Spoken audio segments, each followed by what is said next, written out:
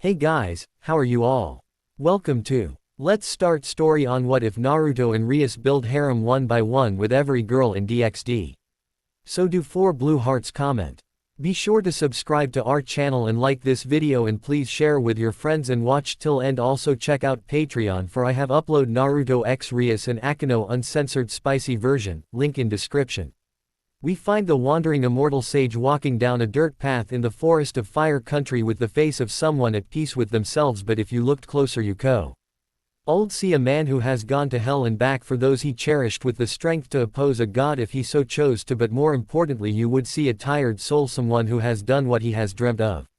Fulfilled the goals placed upon his shoulders by those who put their dying faith in his hands and has finally been allowed to take a break from his labors and to rest. Naruto Uzumaki Namikaze, the Nadaime Rakuto Sennin, and the Jinchuriki to the 9 Biju of the elemental nations, but to those of the younger generation he is known as the hero of the 4th Great Shinobi War over 150 years ago.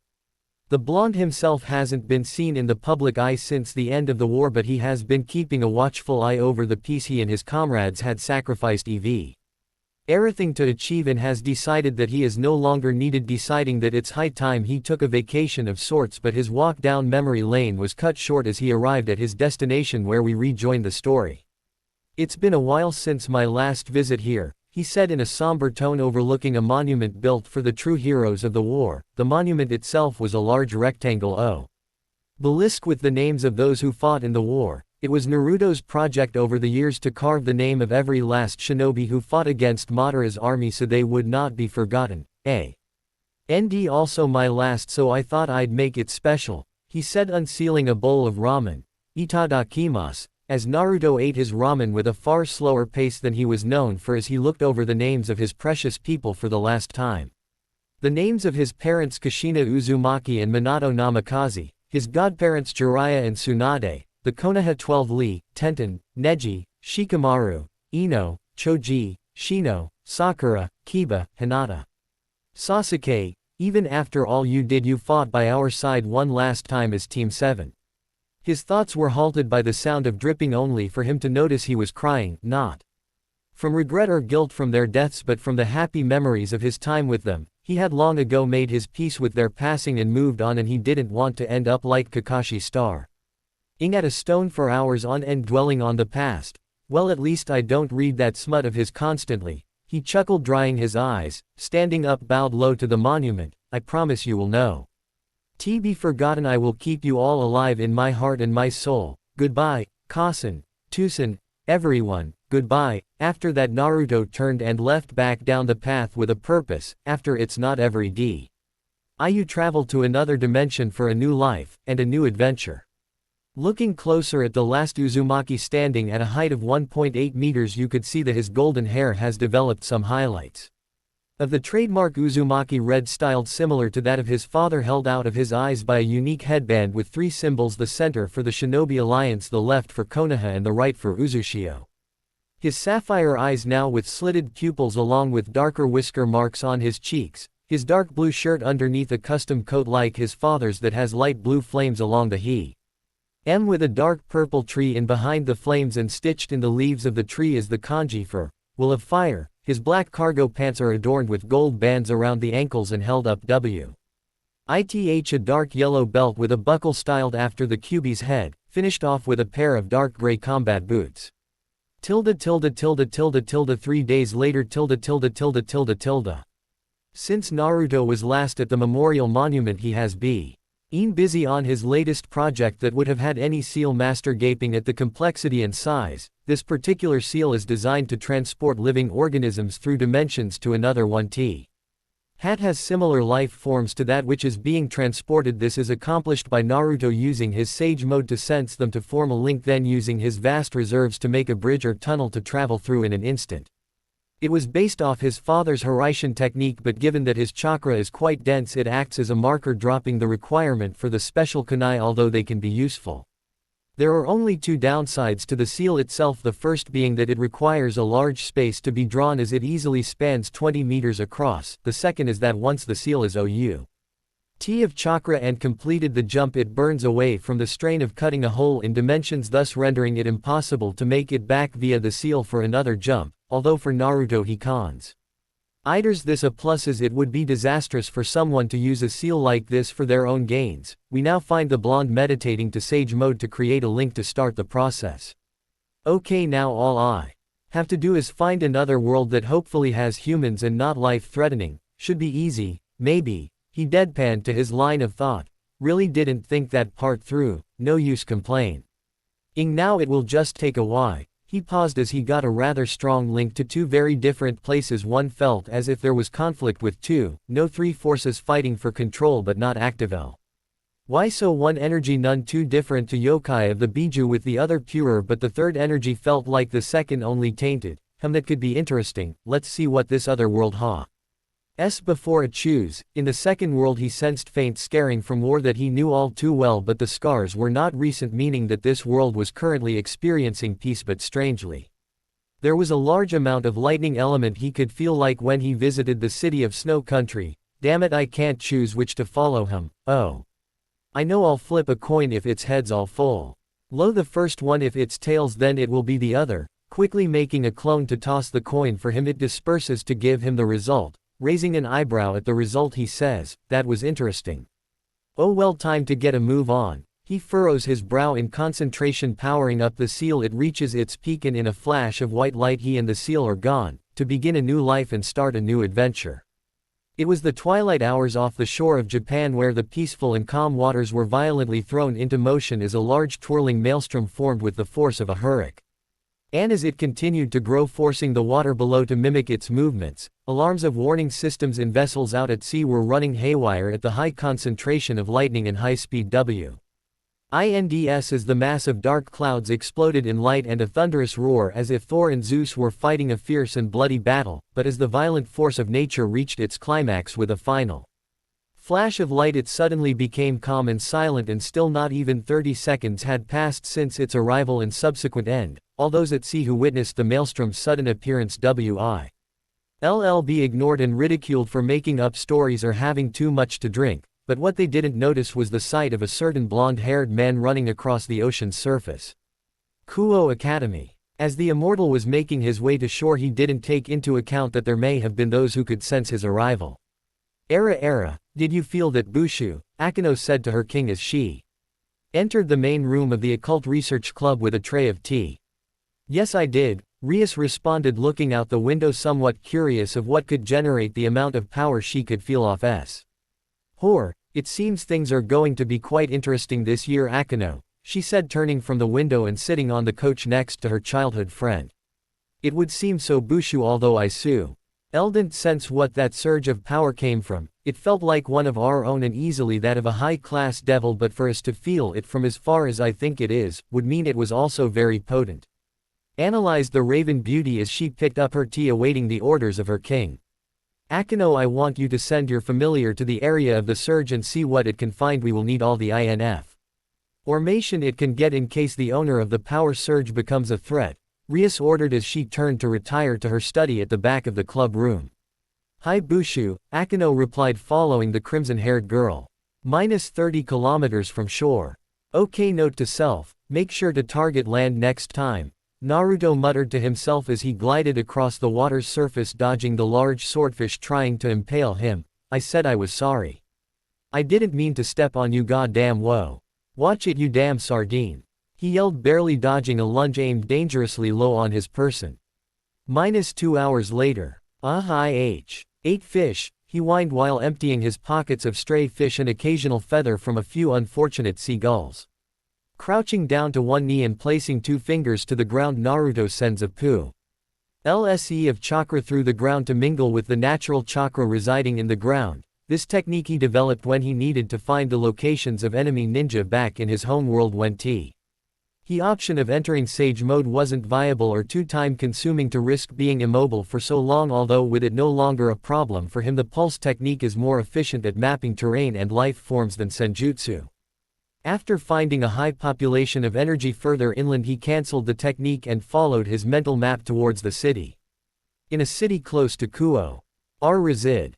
Sage was currently using a transformation jutsu to blend into the mass of people flooding the sidewalk, dressed in gray slacks, a blue t-shirt and a brown hoodie in order to keep a low profile. He Had just sent a squad of disguised clones to investigate his surroundings and gather as much information on this new world as he can without raising alarm from the city's inhabitants. Now normally he would have taken a different path, but he couldn't pull it off without killing at least one person, so good old-fashioned reconnaissance was the way to go. Man, if I didn't go to see Koyuki-chan every couple of years, this would have been pretty overwhelming. Some of this stuff was only in the prototype stage in Spring Country, he said in a tone that didn't even attempt to hide his awe at the advanced technology displayed in store windows and posters, but as he was glancing around trying not to look like a tourist, he heard the sounds of a struggle in an alleyway not too far from a bar he had considered entering to gather information, and as he entered the alleyway he saw something that made his blood boil. Hiroshi Yamakaze, a local loan shark, was currently carrying out one of his many duties, which in his own opinion was one of his favorites, beating on the people who can't pay him back in time. It was the thrill, the power he had over them, that got his adrenaline going, and at the moment he was wailing on some pretty young thing that needed his assistance in affording repairs to her bar after an unfortunate accident. "You think you can just take our money and not pay us back, huh?" he said after kicking the bar owner. Hiroshi Yamakaze, a local gang thug and serial rapist, was in a secluded back alley midway through beating his latest catch into submission so she wouldn't fight back too much. It was quite simple, really, a little distraction there and a quick swapping of her drink here, and we have a young woman on her way across town, quickly losing her ability to walk and talk soberly, but more importantly unable to call for help. Although the bitch did put up more of a fight than the rest had. Maybe I should increase the dosage next time, he thought to himself as he tied up the young woman, who was now gauged but glaring heatedly at her attacker, only to receive a harsh slap from Hiroshi. Now, none of that, you're going to be nice and submissive and I might let you go," he leered at her body. But taking a chance, she kicked him in his equipment to hopefully give her more time, but only succeeding in pissing off her attacker. "Arg. You bitch. I was going to be nice and let you live, but I'm not going to, so merciful," he growled, pulling out a blood-stained pocket knife and prepared to swing at his helpless prey, but his wrist was caught by someone. "I think that's enough of that," stated the blank, foreboding voice from behind him as Hiroshi slowly turned to see the owner of said voice, only to see shadowy details of a young male. But what truly terrified him was the slitted blue sapphires that practically glowed at him ominously.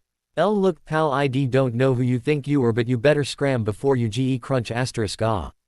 His timidly threatening speech interrupted by his wrist and forearm simultaneously being crushed into shards by Naruto as the offender stumbles backwards till he hits the alley wall. "My arm. Look what you did. Do you have any idea who you just messed with? Do you? When my boss hears of this he will snap *ah god why?" came the thug's cry as he tried in vain to caress both of his broken arms, not noticing that his attacker slowly striding up to him until he hears his voice next to his ear.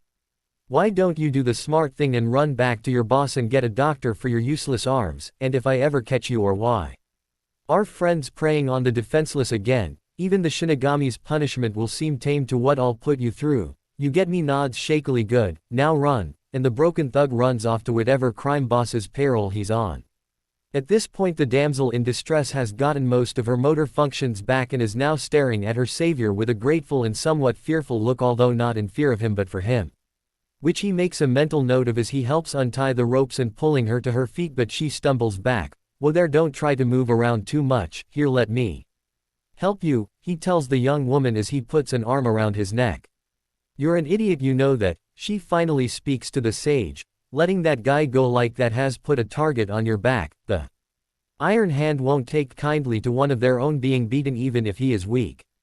Well, I have been called that before, but if helping those in need when I have the power to do so is idiotic, then yes I am." They both chuckled. "So could I have the name of the young woman I just saved? I'm Naruto, by the way, Naruto Uzumaki," he said to break the silence as they walked limped out the alley.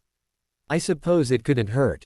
I'm Minami Ikigawa, owner of the bar down the way, and thanks for saving me back there. I didn't think I would have made it out otherwise," she replied, sobering tone as the rest of the drug continued to leave her body. "No need to thank me, I was just doing what anyone would have," he replied, giving her one of his foxy grins. "Still, I am grateful. How about I give you a free beer as a reward?" she finished with a smile. Sure, I could go for a cold one, replying with a smile of his own, knowing full well that she was trying to put up a strong front and keep him near her as long as possible. Speaking of Minami, he gives her a once-over and couldn't help but find her attractive, and her unique hairstyle only added to her looks, with her auburn hair parted in the middle with one side shaved shortly in a pattern, while the other side came across her exotic-looking royal purple eyes to her cheek in a shaggy manner. Her face, while not petite, held an air of a strong-willed person, and judging by her build and the way holds herself, she's been in a few fights and knows how to handle herself, not to mention the intricate cross tattoo on her left forearm in particular caught his eye. Her clothing was a bit of a mess after the struggle, but her dark green blouse and slate gray slacks were undamaged. He would have continued his appraisal but thought better of it. He didn't want to make her feel threatened with any flirting, so they both walked to her bar in comfortable silence. Meanwhile, with the clones, Clone number 5 was currently in a music store perusing the selection of songs available and listening to a few here and there. You see, when you have nothing but time to waste, hobbies are what Naruto filled his time with, one of them being playing and singing music, which combined with Shadow Clones is a portable band. Well, let's just say that he has a mild obsession for musical media, and for Clone number 5 this was a goldmine of new material. Of course, without money he couldn't afford anything, so he quietly walked out of the store to continue his recon mission and maybe come across some way to make money. In an abandoned church near the red light district, on a cracked throne at the back of the abandoned church sat a somewhat intimidating figure, a man who looked in his mid-30s with dark brown and combed back hair, wearing what appeared to be an old-styled mafia suit in a dull gray with matching dress shoes, but on his face was an off-putting visage for an otherwise handsome man. On the left part of his face was a gruesome-looking scar starting at the top of the nose, leading through his left eye socket, as the eyeball itself was absent, continuing to the ear. The area around the scar looked as though it was burned horribly by intense flame. Said scar he was currently glaring at using a pocket mirror until one of his henchmen entered through the bulky wooden doors. "Forgive my intrusion, Nagase-sama, but one of the scouts came back with a report that you may find interesting," the messenger stated, waiting for his leader's reply, which he receives in the form of a short nod. "The scout is Hiroshi, the one of the new recruits that you sent to the shop districts in City. Apparently he was attacked while he was indulging himself, and his attacker left him with a shattered wrist and broken forearms," he continued calmly. "He also came with a warning stating that if we continue our extortion routine he will come and finish us off," he finished grimly, since no one yet have been able to discover their operation or threatened them. For that matter, this stranger could be a serious threat, especially if the description is accurate. Did the fool get a look at him before he ran off like a scared child? He asked his messenger, curious now as to why he brought a trivial matter such as this before him, as this, although rare, has happened before, and the weakling will be disposed of as usual. Yes, he was wearing gray shirt and jeans with a brown hooded jacket. On his FACE are 3 markings on each cheek. Strangely enough, he was very hesitant on mentioning his eyes, but we were able to coax it out of him. Apparently they are deep blue with slitted pupils, and he happens to have blonde and crimson red hair. "Sir," he relayed to his master hesitantly as he watched his face contort into anger at the mention of hair color. "I'm sorry, what color was his hair, and want you to be very specific." He strained his words, slowly walking towards him. "It was blonde and crimson, sir, like that of the Gremo Ahhck." He was interrupted by his lord's hand grabbing by the throat and yanking him face to face with a very angry fallen angel. The once common arrogant exterior of this crime boss now replaced with a snarled visage, with the scar upon his face only adding to his already intimidating image as his 6 raven-colored wings appeared upon his back in full display. With his servant squirming in his grip, he spoke in a voice embodying the hate and anguish on his face. "Don't say that twice, damned name, in my presence, do you understand me, servant?" he finished mockingly as the messenger nodded quickly and was rewarded with his ability to breathe again, taking deep gulps of air to regain his composure so as to not anger his master further. "I want you to send a few of the strays we rounded up to test him and see if he is from that clan, and if he is, then I will take my pound of flesh. I owe that bastard with interest." "Well, what are you waiting for? Get out of my sight," he snarled to the frightened man. "Right away, Nagase-sama," he replied, running out of the room. "Soon I will repay that which you did to me." Back to our blonde hero. So this place is yours, huh? It's nice, kinda got a homey feel to it, the sage commented on the bar in which he and the owner were currently relaxing in. The stained wood finish that covered the walls and floor complemented by the dark leather accent panels that made you feel safe and protected, the army green carpet was a nice touch that made it seem more like a family room for people to connect and enjoy life. It was very much unlike most bars he visited in the elemental nations, but a welcome change, said owner Smill. Ed warmly at the comment, but to sharper eyes you would have seen the moment of sadness flash across her face at the mention of home, which didn't go unnoticed by him. Yeah, it is, but hey, why don't I at that drink I owe you, she replied to change the subject, turning to the back of the bar to hide any emotion from her savior, not wanting to ruin the mood. Sure, I would like that. It's sorta been a long day, hasn't it? He answered, sensing that she was in conflict with her emotions at the moment, and after receiving his pint decided to change the subject to something new. So you live here then? Was a second pause from Minami before she answered. Yeah, I do. Business hasn't been so great recently, so I decided to move in to cut costs. What gave me away? She asked, curious at how he figured it out so quickly. It was your posture, a raised eyebrow was his response. When we were walking here you kept a guarded and tense posture, but once you got inside you relaxed, although not all the way. Which I suspect is because of either my presence or you are expecting something. It was also your eyes. He stared right into her eyes with a warm and understanding look. When I mentioned home, Sadna SS flickered through them. Although you are good at concealing it, only someone who has lost a loved one would be able to see it, he finished with a sad smile of his own as she stood there looking at in somewhat shock that someone she has only known for less than an hour has already learned so much about her. You know, it does help to talk about it. I know what it's like to be given something by a loved one that had cost their lives to pass down, and at first you don't know how to feel when you find out, then you become angry at it, not because you hated it but for how you received it, and you ask yourself why they had to die. Why couldn't they have left it for someone else to take it? Why did it have to be you? At this point he knew he'd guessed correctly as to the source of her sadness, as evident by the now teary-eyed bartender trying to keep her composure in front of him. He slowly got off his stool and walked to her. As he did he continued. Then you learn that it couldn't have been anyone else. They couldn't have trusted anyone else than their own flesh and blood with the burden that they were to leave behind and rest without worry or regret. Instead they pass on with pride, knowing that you would make them proud. He finished as the woman in his embrace cried in his chest after Naruto once again rid another soul of contempt and grief, replacing it with acceptance and determination. As he once did for Koyuki all those years ago. After Minami calmed down, she opened up about her past, where Naruto discovered her father was the former owner of the bar. He was an immigrant from Ireland and built the bar himself after deciding to settle down with his wife, who he met here. But her mother passed away shortly after she turned 11, and she took to helping her father in the bar for many more years, until 3 years ago he was murdered in an alley with his murderer evading arrest.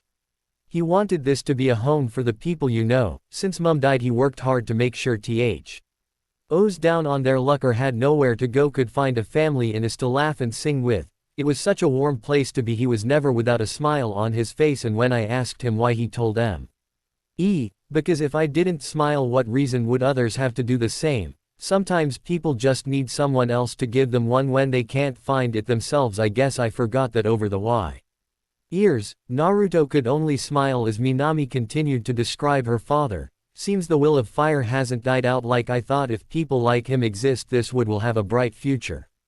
Hours later. After talking a while longer and a few more drinks, the blonde prepared to leave as it was already late and didn't want to overstay his welcome. Minami-chan, it's pretty late, so I'll let you get me sleep. He finished walking towards the door but was stopped by a pair of arms hugging him from behind. Naruto, thank you for what you said earlier, it meant a lot to hear it. He turned in her grip. Returned the hug. Hey, what are friends for? If you want I can come by again tomorrow if you'd like. He grinned sheepishly. I should have some money to buy a drink this time. They chuckled at his words, since the one free drink turned into a few more than intended. I would like that. And with that Naruto left McGinty's bar and walked to a park he found earlier to allow his clones to dispel and manage the information collected. On a rooftop across from McGinty's, 3 figures stood atop a darkened apartment building as they watched their target leave the bar and head towards the center of the city. So that's the guy who has our boss all antsy. Doesn't look like much to me, just some pretty boy, spoke the bald figure to the right, garbed in a sleeveless shirt, jeans with a gray trench coat with metal shoulder plates over the top.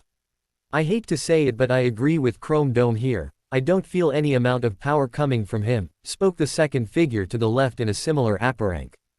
To his comrade, but instead he had a full head held back in a tight ponytail at the back of his head. He turned to look at their third member and apparent leader of the group, ignoring the glare he received from the bald comment, awaiting their orders.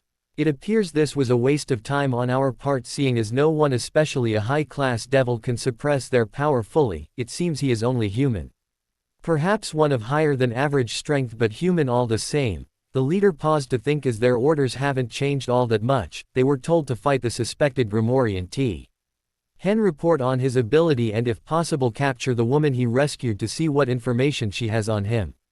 Okay, here's what we'll do. Hisato, you and Tessai head after the main target. I want you to wait until he's out in the open and take care of him. We don't know if this is a trap or not, so be careful, he ordered the more responsible of the two. While you're doing that, I will take the girl back to the boss to deal with her. The two subordinates were about to leave when they were stopped by the cold voice of their leader, and Tessai, the bald man, turned and froze at the sight of his leader's intense gaze. Don't do anything stupid, said man shakily, nodded and replied quickly. Hi Nisho Taiko. Happy with the answer, he spread his wings along with the other two and took off for their objectives. With Naruto. Currently the young immortal was meditating in the center of the grassy area of the park, processing all the information his clones had collected, and he was both amazed at the extent of this world's technology but also disgusted at how lazy people had become because of it, but he really couldn't do anything about, since this was how the world was. He was quite interested in the vast varieties of music and instruments available. I will definitely have to go back to that shop my clone found once I get some cash to spend. It's been quite some time since I've had a good rock out. Since I'm here, I can complete my mental map of the city, since my clones couldn't cover it all without raising suspicion. With that thought, he sent out a chakra pulse down into the ground, and as he did, he picked up large amounts of energy in 4 locations around the city. The energy felt like chakra but different and corrupt. Actually, 2 of the signatures were at the tree line behind him. This could be interesting. With Hisato and Tessai, the 2 fallen angels were behind 2 rather thick trees facing the back of their target. They had been following him from the air for a while now. Tear figuring out that he was moving to the perfect location to ambush him. What is this guy doing? He's been sat there still as a statue for 10 minutes now. If I didn't know better, I would have thought he was dead, whispered a frustrated Tessai. Hisato could only shake his head at how easy his friend was agitated, but he did have a point. He hasn't moved an inch since he arrived, so perhaps now would be the opportune time to strike. Nodding at his logic, he signaled to his partner to follow his lead. After receiving a nod in response, they made their move. They both bolted from their cover light. Sword in hand, and with a synchronized motion they swung at the target's neck, receiving a satisfying sound of blade-piercing flesh followed by 2 thuds as body and head fell to the ground. Ha ha ha ha, was that it? I thought with Taiko warning us like that something was gonna go wrong, you know, like some James Bond shit or something. Tessai laughed, only to receive a smack upside the head from Hisato. What do you mean warn us? He warned you, dumbass, not to risk the mission. Besides, it could have gone a lot worse than it did. The more responsible of the 2 reprimanded, only to get a scoff in return. Quote, well, it didn't. We killed the Grimoire bastard and now we can go back to base to meet up with Nisho Taiko. Stop being such a worrywart, he dismissed lazily, and as they prepared to walk off they heard the voice of the supposed dead target. You know it's not polite to behead people for no reason. They both turned to see the man they just killed turn into mud and the real one exit the foliage to their left. Moments before, after substituting with a mud clone to take the hit, Naruto hid in the shadow of a tree in order to find out any information he can on his would-be killers, and after hearing the idiot bald one openly blab about their orders, he grew curious. Grimoire? Who are they? I don't think they are a normal clan if these are the kinds of assassins they have to deal with. What's the deal with those energy swords they just formed out of thin air, kinda like my chakra chains? So it appears there is more to this world than I originally thought. I think it's time to ask some questions, he thought, walking into the clearing.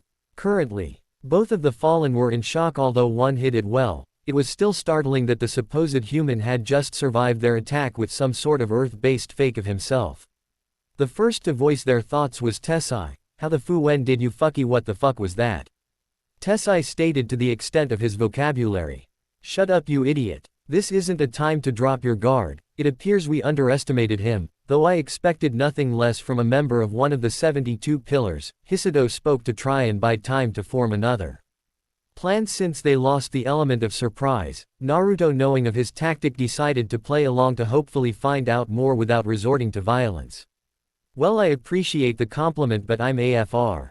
You've mistaken me for someone else. I don't know of anyone by the name of Grumori, but I'm sure we can resolve this peaceably without resorting to violence, Naruto asked calmly as to not agitate an already tense situation and get them to lower their guards a little just in case. Huh. Like we'd fall for that. Of course you or no one outside of that clan has red hair even if it's got blonde in it. So what, you from the Bale clan as well? Who cares, you can be killed just like Anyo Arg. A slap up the head stopped his idiotic rant. Will you shut up? What did Taiko say about being stupid? I think picking a fight with an unknown counts as stupidity, he angrily whispered to his idiot of a partner. What, he doesn't look like much and the way he talks is like some tree hugger. He can't be too strong. The two argued back and forth, ignoring the sage as he himself was deep in thought. Grumori.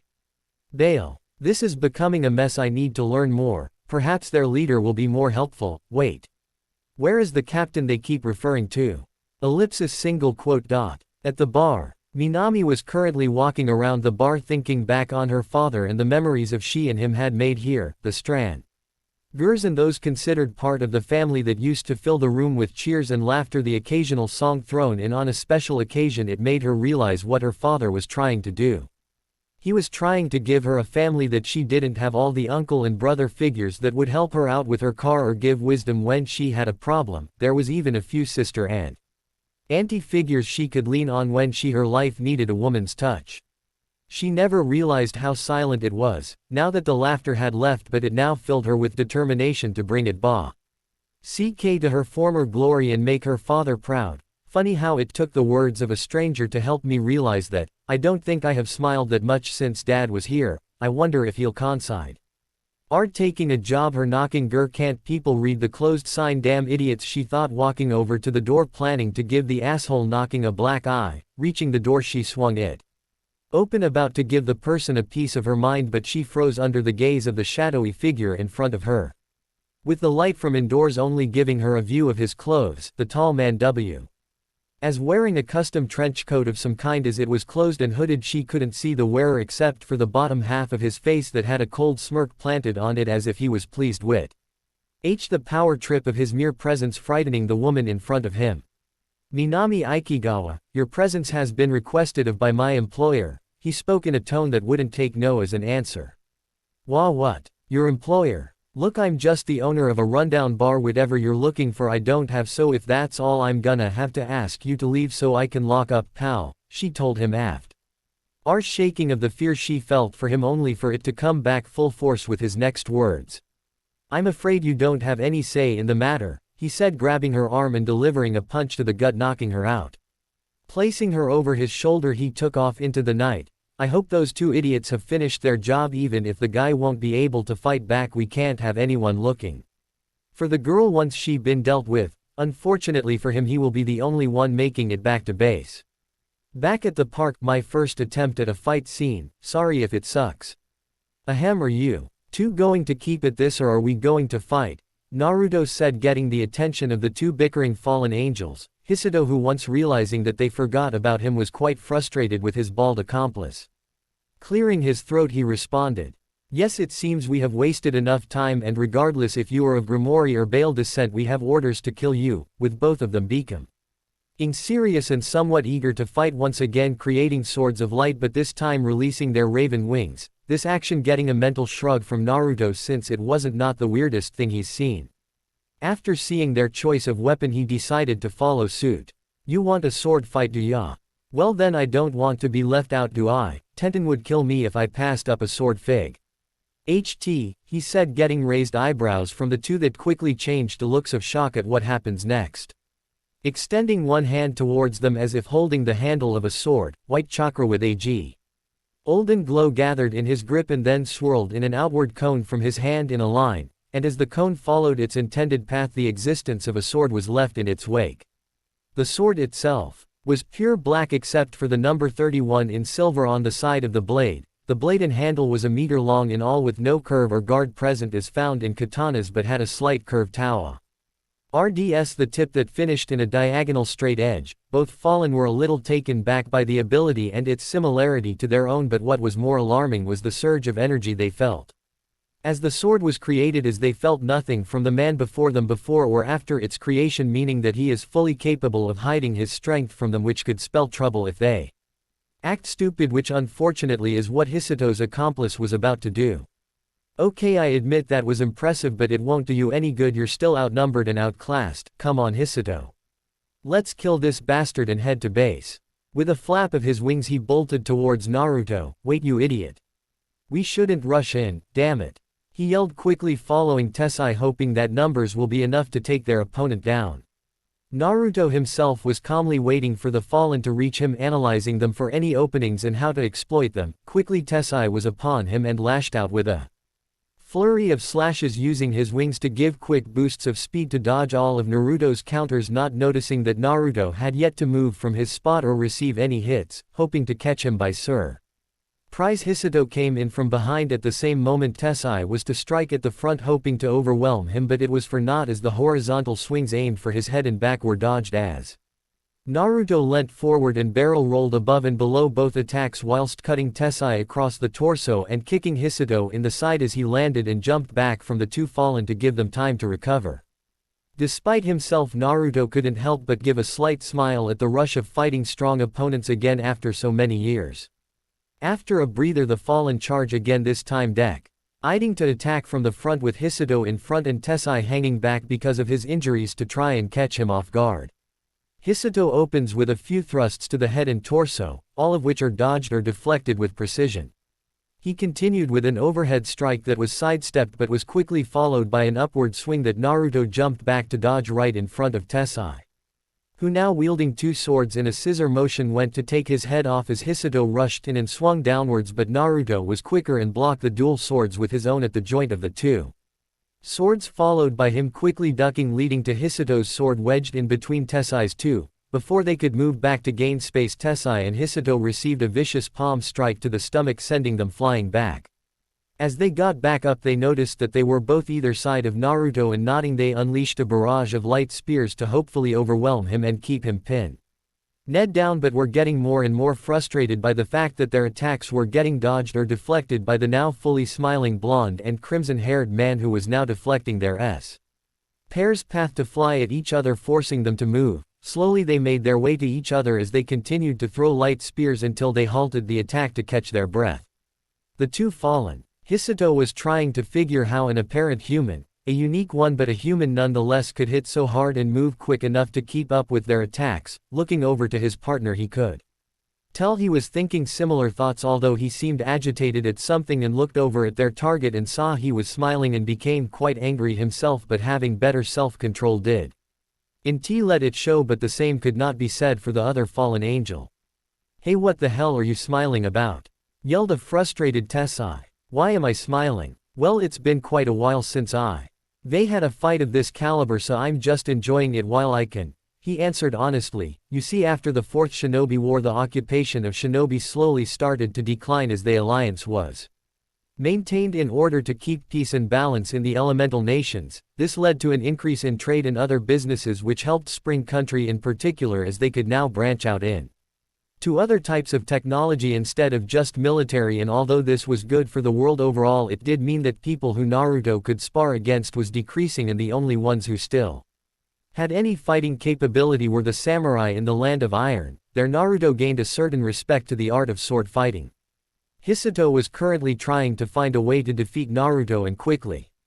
It wouldn't do well for Nisho to come looking for them when they should have finished this quickly and been back at base by now, but instead their opponent is much more than he appears in an attempt to gain a little more time he tries stalling again. Since you appear to be a worthy foe, may I know the name of the man to die by our blade? He asked with a strained voice, trying to hide his fatigue of expending so much energy during their fight.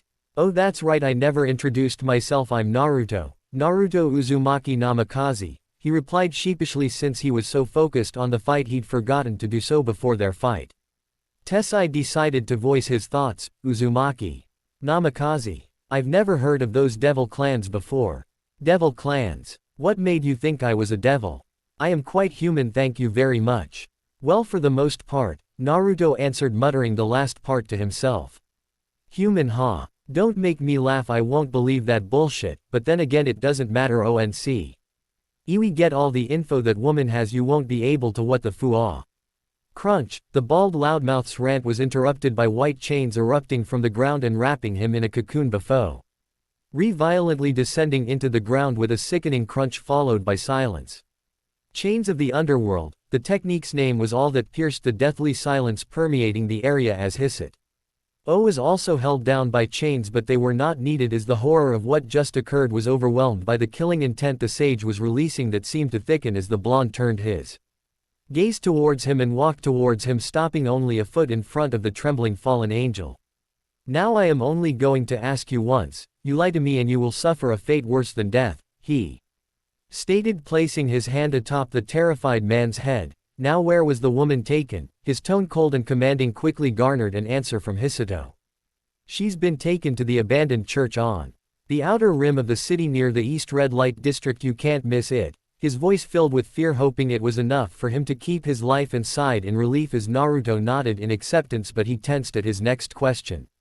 Will she be harmed by your leader? He asked with closed eyes, his tone still cold but hinting towards worry, his question putting his hostage in a corner as he as conflicted between answering truthfully and perhaps being killed for it or lying and being let live. He still had his loyalty to the fallen angels to take into account. His internal debate finished.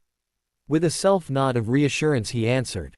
No, she won't. There was a 10-second pause after his answer and had hoped that he was going to let go until Naruto spoke, crushing any hope he had. Hisato, with a gulp he answered. Why yes. Naruto slowly opened his eyes, allowing Hisato to see that they had changed from blue to purple with a strange ripple pattern awaited Naruto's next words. You were lying. And before Hisato could retort, eyes full of primal fear, his soul was ripped from his body and absorbed into Naruto's palm as his eyes faded back to their sapphire blue. He stood there for a minute before he quickly took off in the direction of the church, hoping to make it in time to save Minami. Hold on Minami, I'm coming for you, that's a promise. At the abandoned church earlier. Walking toward the heavy double doors of the cracked and gray church, its appearance more befitting a tomb than a place of holy worship. Opening the doors he walked down the hall to his leader's throne with only chest to guide him through the otherwise dark corridor as he passed by the occasional human follower that are required for their operation, as fallen angels themselves are scarce, especially rogue ones. So using humans to take care of grunt work or to manage low-level jobs to keep out of the spotlight to angels and devils unless it is necessary allows them to hide almost in plain sight. With the torch on the walls, it was now possible to see the face of the fallen Abel. He was to most a horrific sight. There was no place visible that wasn't riddled with scars, as if it were a fleshy jigsaw puzzle stitched together, and although not bald like his subordinate, his hair is sparse and blotchy, his blank face and brown eyes mask the cruel being hiding underneath. He arrived at the thick oak door. He knocked on the door, knowing better than to agitate his leader. As he was waiting to come in, he looked over to his cargo, the young woman he was ordered to capture and bring here, and saw she was still unconscious. Good, he didn't want to be on the receiving end of her cries for mercy or escape attempts. He sighed, it was so annoying to capture females, they just didn't shut up, you just had to keep beating on them or gag them to get some silence. He was brought out of his inner monologue by a voice on the other side of the door calling him in. He entered the room, taking note of the lack of people in the room besides the back of the man in front of him standing next to a chair with restraints on it. Nagase-sama, I have collected the woman that was seen in the company of the gray man as ordered, he told his leader quickly whilst kneeling, hoping he didn't catch his slip up.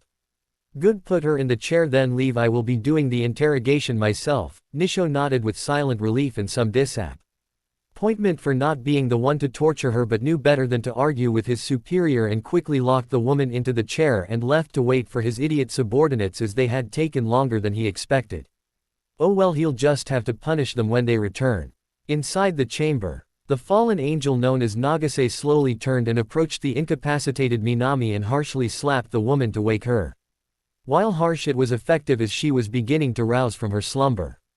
OWW my head, what the hell happened, she thought, trying to raise her arm to nurse her fac. But found she couldn't, and she opened her eyes a little, then they shot open, seeing that she was not in her home but a gray room with sparse furniture and a throne. "Where the fuck am I?" she muttered, with fear in her voice, trying in vain to release her arms and legs from their bindings, but she stopped when she heard footsteps to her right, and from the shadows walked a man with a horrible-looking scar on the left side of his face, dressed in a something she'd seen in the Godfather movie, colored in varying shades of gray. She was more than a little unnerved at the malicious look he was giving her. "Hello, Miss Ikigawa, I am Tetsuyuki Nagase, and you have information on someone I want dead." The widening of her eyes was all the response he needed. "I don't know who you're talking about," she saw it in defiance, hoping that it wasn't who she thought it was. Staring down her kidnapper, several thoughts ran through her head. Is it Naruto he wants? Why? What did he do to make this guy so pissed he'd go this far to get to him? Oh, I believe you know exactly who I'm talking about. The young man that saved you from one of my men. You do realize that taking money from shady characters and refusing to pay them back is just asking for trouble. You never know when you might suffer another accident like that terrible fire a few months ago." Minami was in shock at what the man in front of her was insinuating. "That was you. You set fire to my father's bar just so you could extort me for money." She was quite pissed at that. She had been low on money to begin with, and when she was told of the fire that destroyed a portion of the bar, she was scraping the bottom of the barrel with her savings. Since she couldn't go to the bank for a loan, she needed the money, so when it was offered she thought it was a blessing, but it was just a scam to fill this asshole's pockets. "Ah yes, your father, quite an honorable man, although stubborn. If he had taken the same deal you had, he might still be breathing. It was a shame. He would been a good business partner," he finished with a cruel smirk as Minami just bowed her head at the realization that she had been inadvertently lining the pockets of her father's killer. She was disgusted with herself, like she had betrayed her father just after she had promised to make him proud. Her internal loathing was interrupted by a hand grabbing her by the chin and forcing her to look into his eyes. "Now I don't have all day, so you are going to tell me everything you know of that man, and maybe I will show you Merc." He paused as the saliva launched at him hit his face. "Mercy? What mercy?" "The same mercy you showed my father." "I'm not telling you a thing. He hasn't done anything to you." Smack. Tetsuyuki retorted by striking her in the face again. "Silence." He bellowed at the now silent captive as she gazed upon his raven-like wings. "You will answer my questions or you will suffer greatly by my hand. It won't matter how long it takes, no one will find you here. Your friend is probably dead by now, face it. No one is coming for you," he told her. "No, Naruto," she whispered in grief, tears coming to her eyes once more. "So his name is Naruto." Maelstrom. An odd me for a member of that clan, but then again, devils were always proud beings. It will be bliss to let them know of their family member's death, he spoke to himself, ignoring the glare being sent his way by the furious woman behind him. But still, blonde and crimson is definitely rare. He must be a child of two clans. He approached the woman who was trying to escape her bindings whilst his back was turned, but stopped as she saw him walk over to her. "Woman, tell me what was his family name?" he commanded, but was met with a defiant stare. Growling, he stabbed her in the thigh with a dagger of light. "Tell me." He snarled overtop her scream of pain as the unique dagger sunk into her flesh and cauterized it like hot iron, but instead of searing heat, it was a biting cold that turned the wounds pure. Ple and blue from the chill, but she remained defiant even after the second dagger was buried into her thigh. It wasn't until the third light dagger was thrust through her forearm and into the chair's armrest that she caved. His name is Uzumaki. Naruto Uzumaki. That's it, I swear. Why do you care? She spoke in heavy pants, trying to speak after yelling so long. She asked the question to try and delay the torture just a little longer. "It matters because one of his parents was a member of that bastard clan that did this to me," he seethed, pointing to his scarred and burnt face. "He did this as punishment for attacking his whore of a wife." His scar flared up in memory of that cursed day. Flashback. You see, when he was working under the Grigori, he was known as the Frozen Fang, as his unusual ice-based light weapons, used most commonly in a unique rapier-style dagger, were not only stronger than average but were quite lethal if used correctly. He was quite accomplished on the bat Lefield, hence the gaining of his moniker he had earned after a particularly brutal battle in which he had devastated the enemy and come out without serious injury.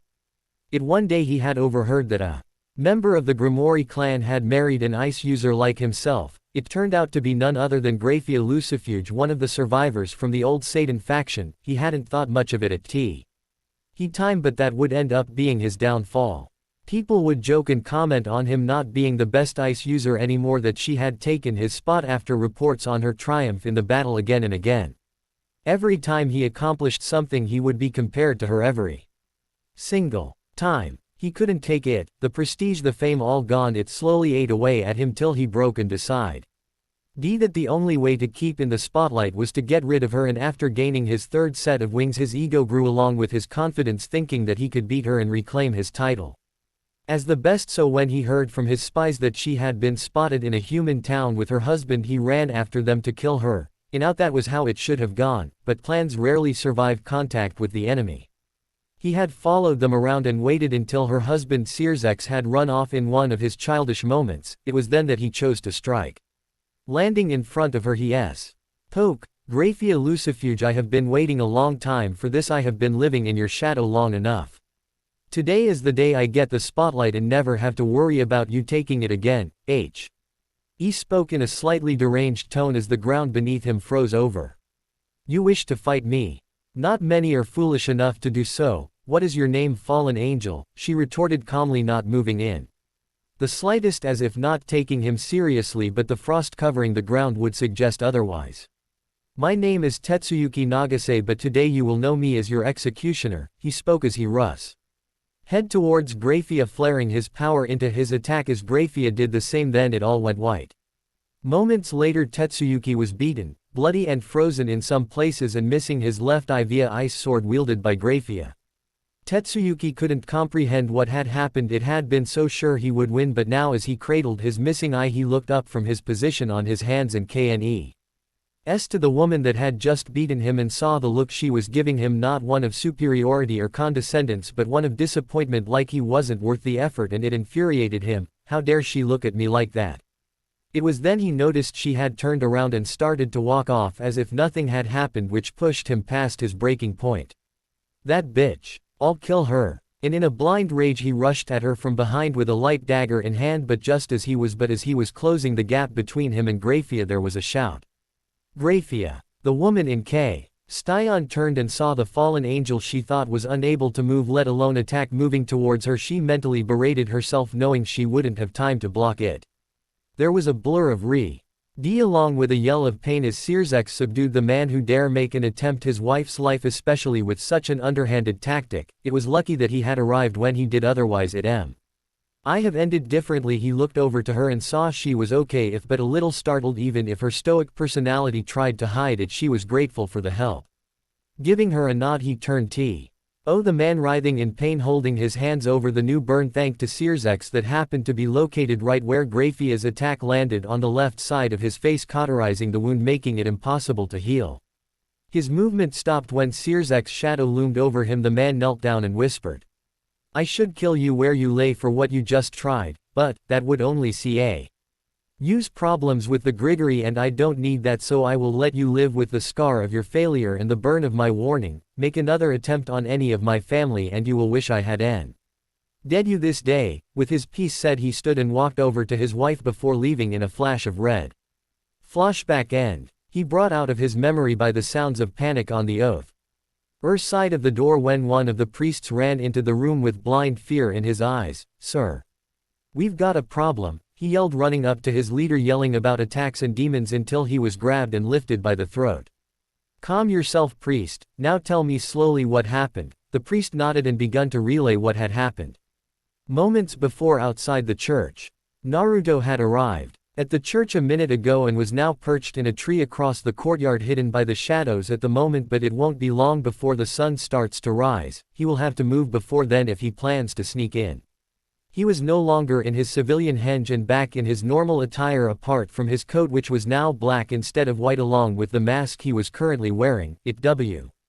As a mask he wore in his brief time as an Anbu, but he still managed to make a name for himself, as his mask wasn't normal by any of Village's standards in his world. The mask was rounded at the top with a straight jaw line with the Anbu symbol on the forehead above an X-like marking that connected to the top corner of the eye socket and was followed by a line starting from the bottom outer corner of the socket towards the chin with the kanji for demon in between. What was more frightening was the vicious-looking teeth on either side of the markings. The appearance was more than enough to bring fear to those that need fear it. His reason for wearing it was the large amount of humans he could sense in the building. It wouldn't do him any good if they could identify him afterwards. His attention was quickly drawn to a man exiting the church and leaning against the wall. He noticed that he was wearing a trench coat similar to the other fallen he'd fought. If Hisato's memory serves me right, he was the one sent to kidnap Minami. He will know where she is being kept. Hopefully I'm not too late. He was forced to move suddenly when 3 light spears impacted the branch he was sat on. He landed in front of the fallen angel. You know, people like me don't like being stared at. It's rude, you know, he said, looking at the person in front of him. It wasn't until he looked at his hair did he realize who it was, and with a cold smirk he spoke. So, you killed Hisato and Tessai. It was more a statement than a question. Hee good, now I know you're worth my time, he stated coldly, taking a step forward, wringing his fingers to his mouth, and whistled. Moments later a priest came out the door.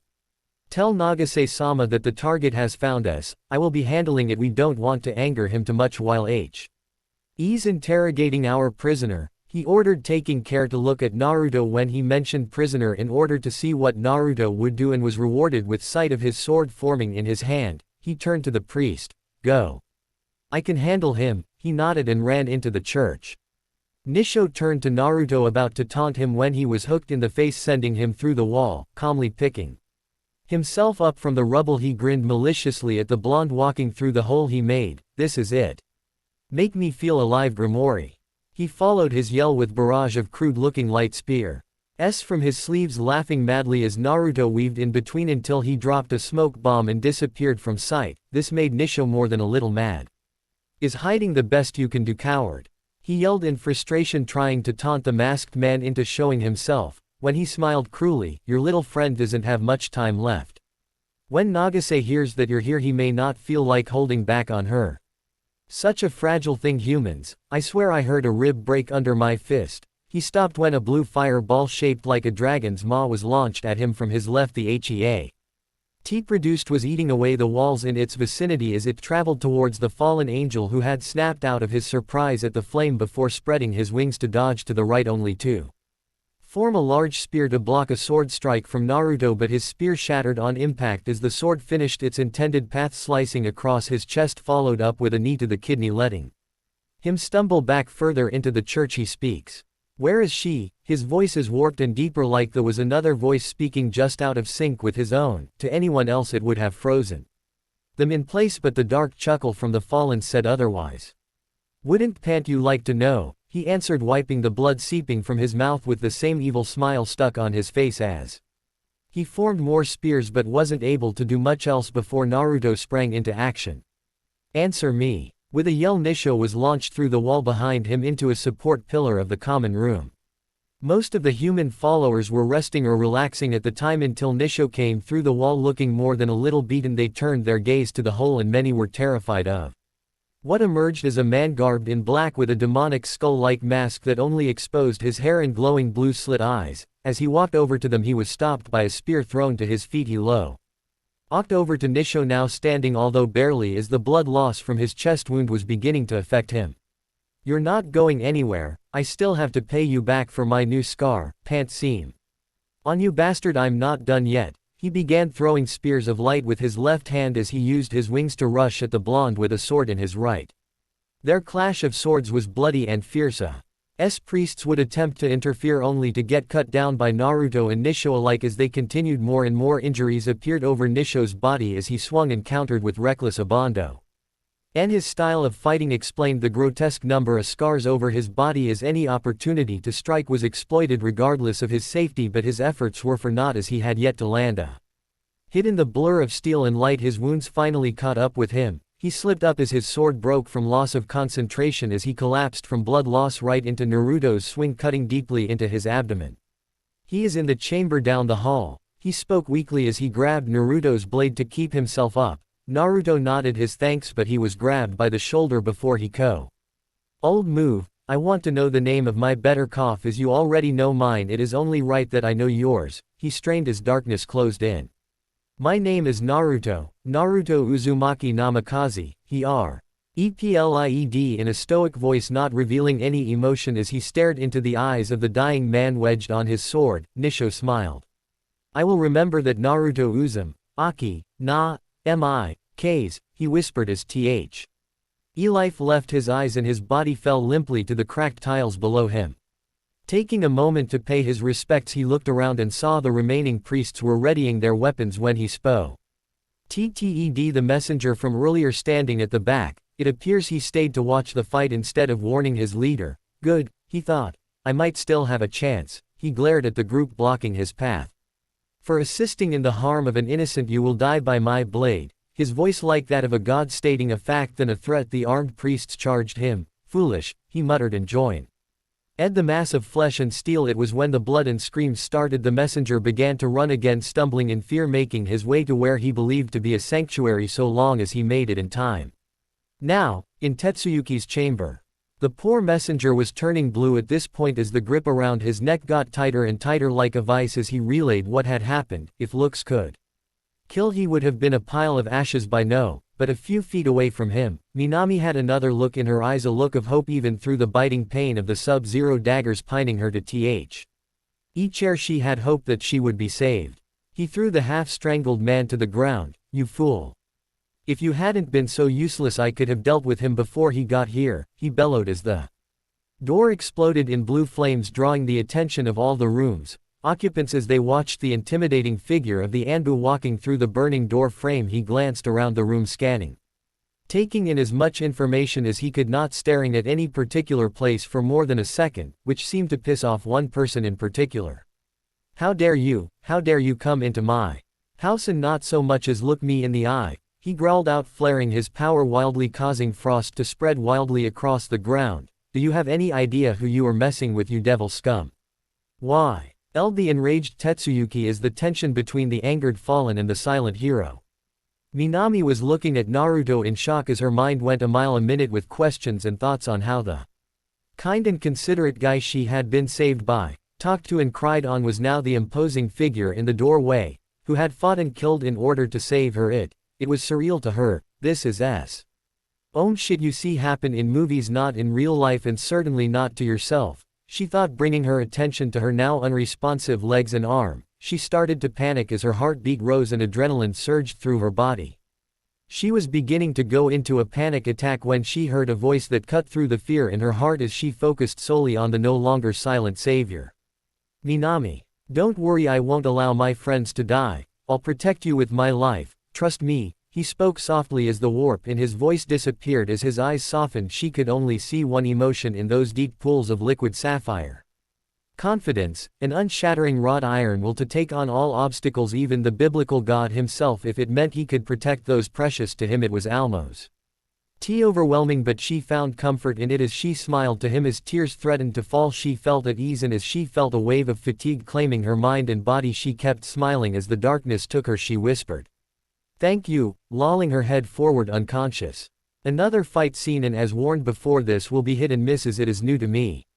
Casting one more glance at Minami, his gaze hardened as he looked at Tetsuyuki. You will not live through this, Nagase, he stated, opting to use Tetsuyuki's surname, flaring his chakra in preparation of the fight to come, matching Nagase's in strength. I will not be defeated by a low-life devil, especially one related to those bastard Grimoires.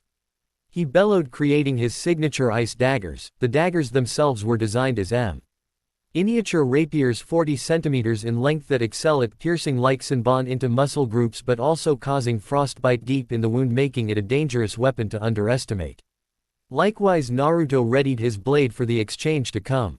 He needn't wait long, as it seemed Nagase was not the patient type. He flash froze the ground and jagged spikes erupted out in an attempt to spear Naruto, but he jumped out of the way, launching a small barrage of blue fireballs at Nagase, melting the ice in the process. He wing dashed above the fire straight at Naruto.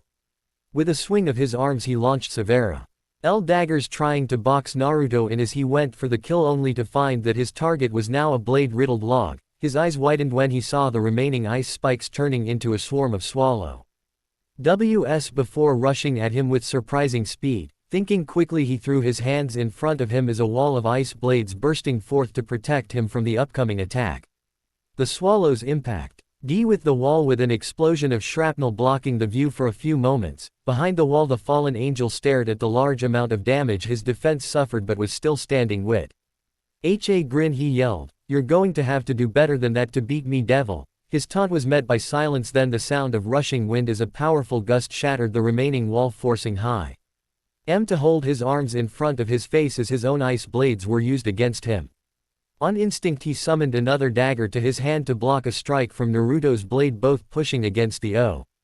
There as their power grew to new heights, oblivious to the beacon they'd created for a tiny figure a mile away. 1 mile from the church. Flying lazily through the air was a small glowing green figure. The figure had a tuft of green hair with one horn in the center with strange triangle-shaped eyes.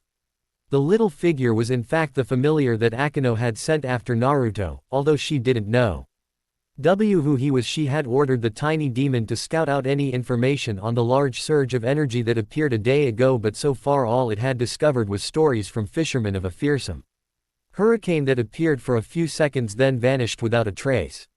With its only lead being the signature of energy used, it won't be able to find it unless there was another surge, and as the fam. Ilyar was grumbling in gibberish about the punishment his master will give him, he suddenly sensed 2 medium-level energy sources. The first was unknown, but the second matched the signature it had found. It seemed that it had the devil's luck today.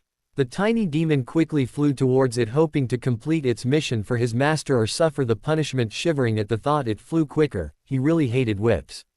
Back at the church. Grahh. He yelled as he cast another wave of ice spears as they sprung up from the frozen ground, following the ever-agile sage as he ran around dodging the spears, launching kunai and shuriken as a distraction to get in close, entering another long exchange of blades as they attacked and countered each other. Although from the state of the combatants it was easy to tell that Nagase was losing. If it wasn't for the fact that he kept covering his wounds in ice, he would have bled out long ago, as it had been 20 minutes since they started and fatigue was setting in for the fallen angel. The short exchange of sword and dagger ended as both fighters jumped back, one panting heavily, drenched in slowly freezing sweat, and the other remaining silent since the start of the fight until now.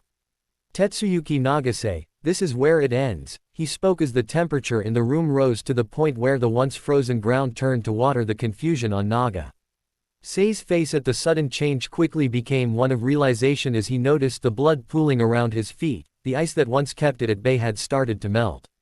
He fell to his knees as his blue D kept flowing, rich with his life as it pooled around him. The déjà vu was almost too much to bear. He feared it would be the same as last time, the same look of disappointment on his face, and against his better judgment he looked up to the man who brought him to his knees for the second time in his life and couldn't understand what he saw. Instead of disappointment, he saw in those fearsome blue eyes.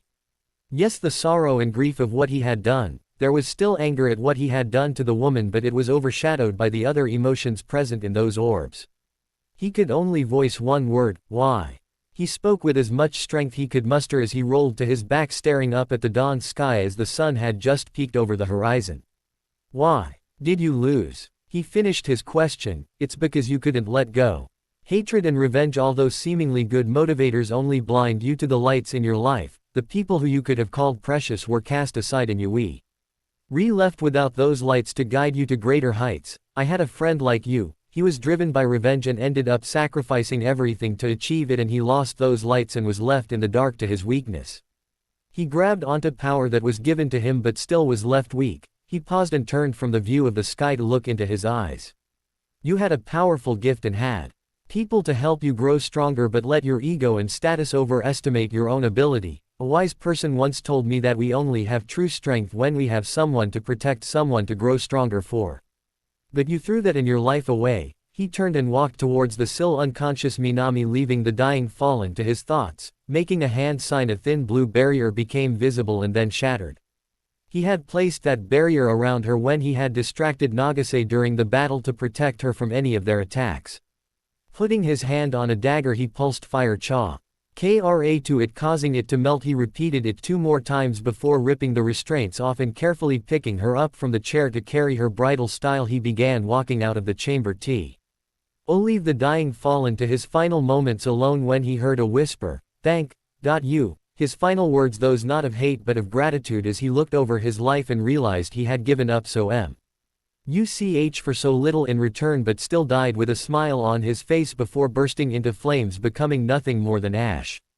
Saying a small prayer he left the building and every corpse passed disappeared in the same manner not once disturbing the woman in his arms. He made it out the front door as she finally stirred and awoke for but a moment as they both gazed at the sun rising in front of them.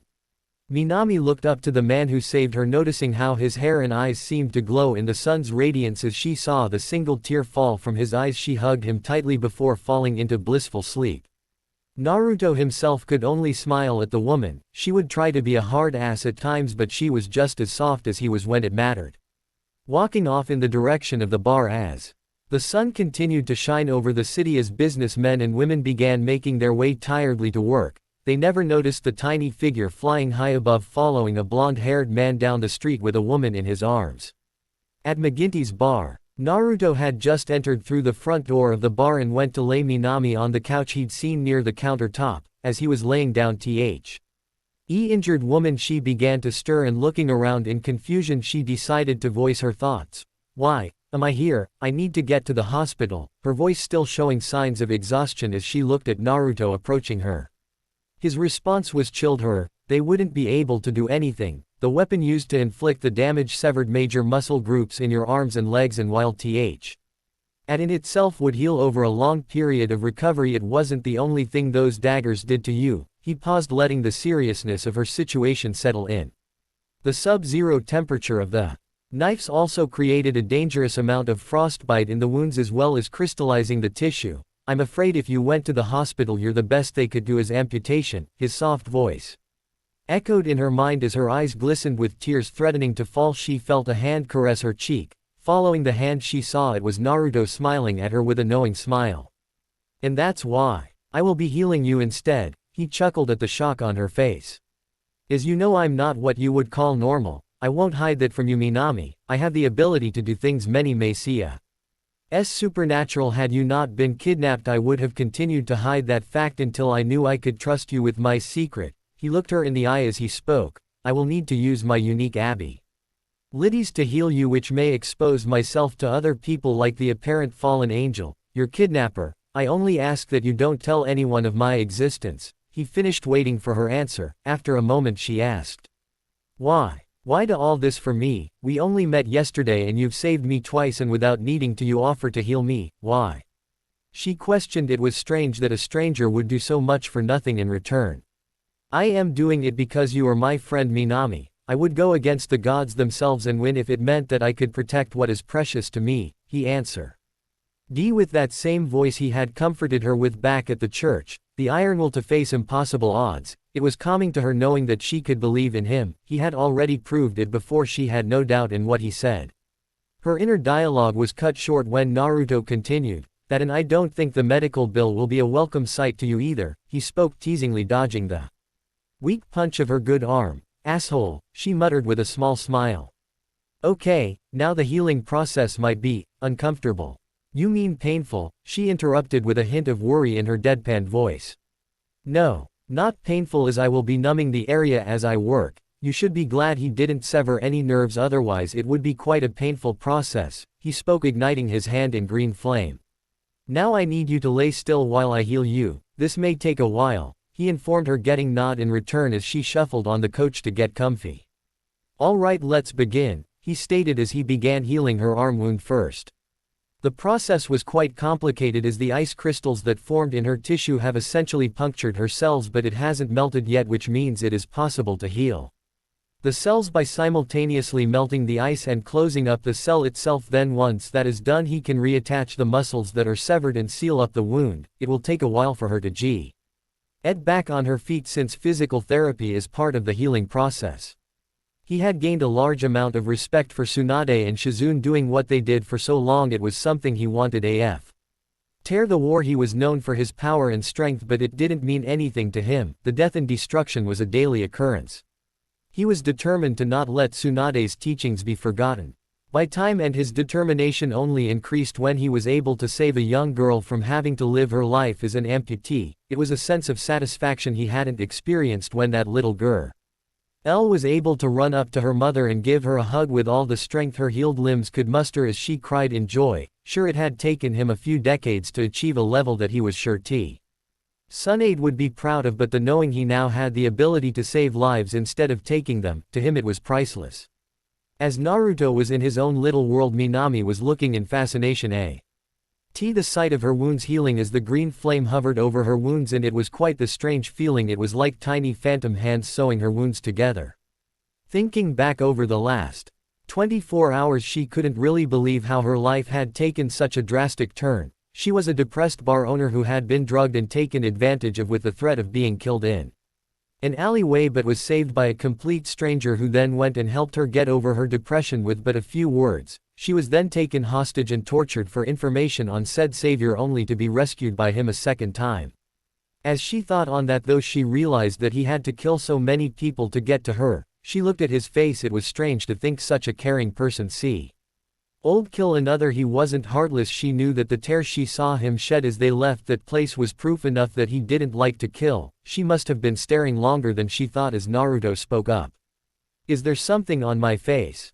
he inquired jokingly, still concentrating as he began on the second wound. "I was wondering how you do it. Take another life. I mean, I know you don't like killing. I saw your tear, but you didn't." Fumbling for the right thing to say, Naruto finished her question. "You wondered how it felt to take a life?" he spoke in his naturally calming voice, not showing that he minded the question or not. She nodded, a little shy as the question was kind of personal. "Well, to start, you were right. I don't like to kill. I detest killing needlessly, but where I'm from, it was the way of life to be trained from a young age to protect your village no matter what and by any means necessary. I didn't mean we always killed others, but it was always an option when engaging the enemy.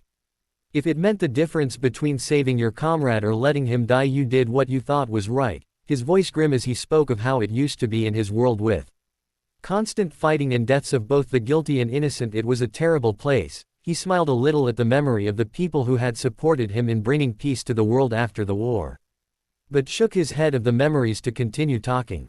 "Taking a life is something I hope you never have to experience. My first kill felt as if I had fell through the earth into a dark void, completely numb to my surroundings as the life left his eyes. I didn't make a sound afterwards. I just left to go back to camp. And after I made it to my tent, I broke down. It was a terrible feeling. I felt I had become less than human for killing, even if he was a criminal. A piece of my soul ripped off and set ablaze for the act of taking another's life, but it's a part of our life. I knew that I would avenue to do it again to protect those I found precious." Minami just laid there and listened to him, noticing that his eyes that had been quite hollow-looking gained a spark of its usual joy and care.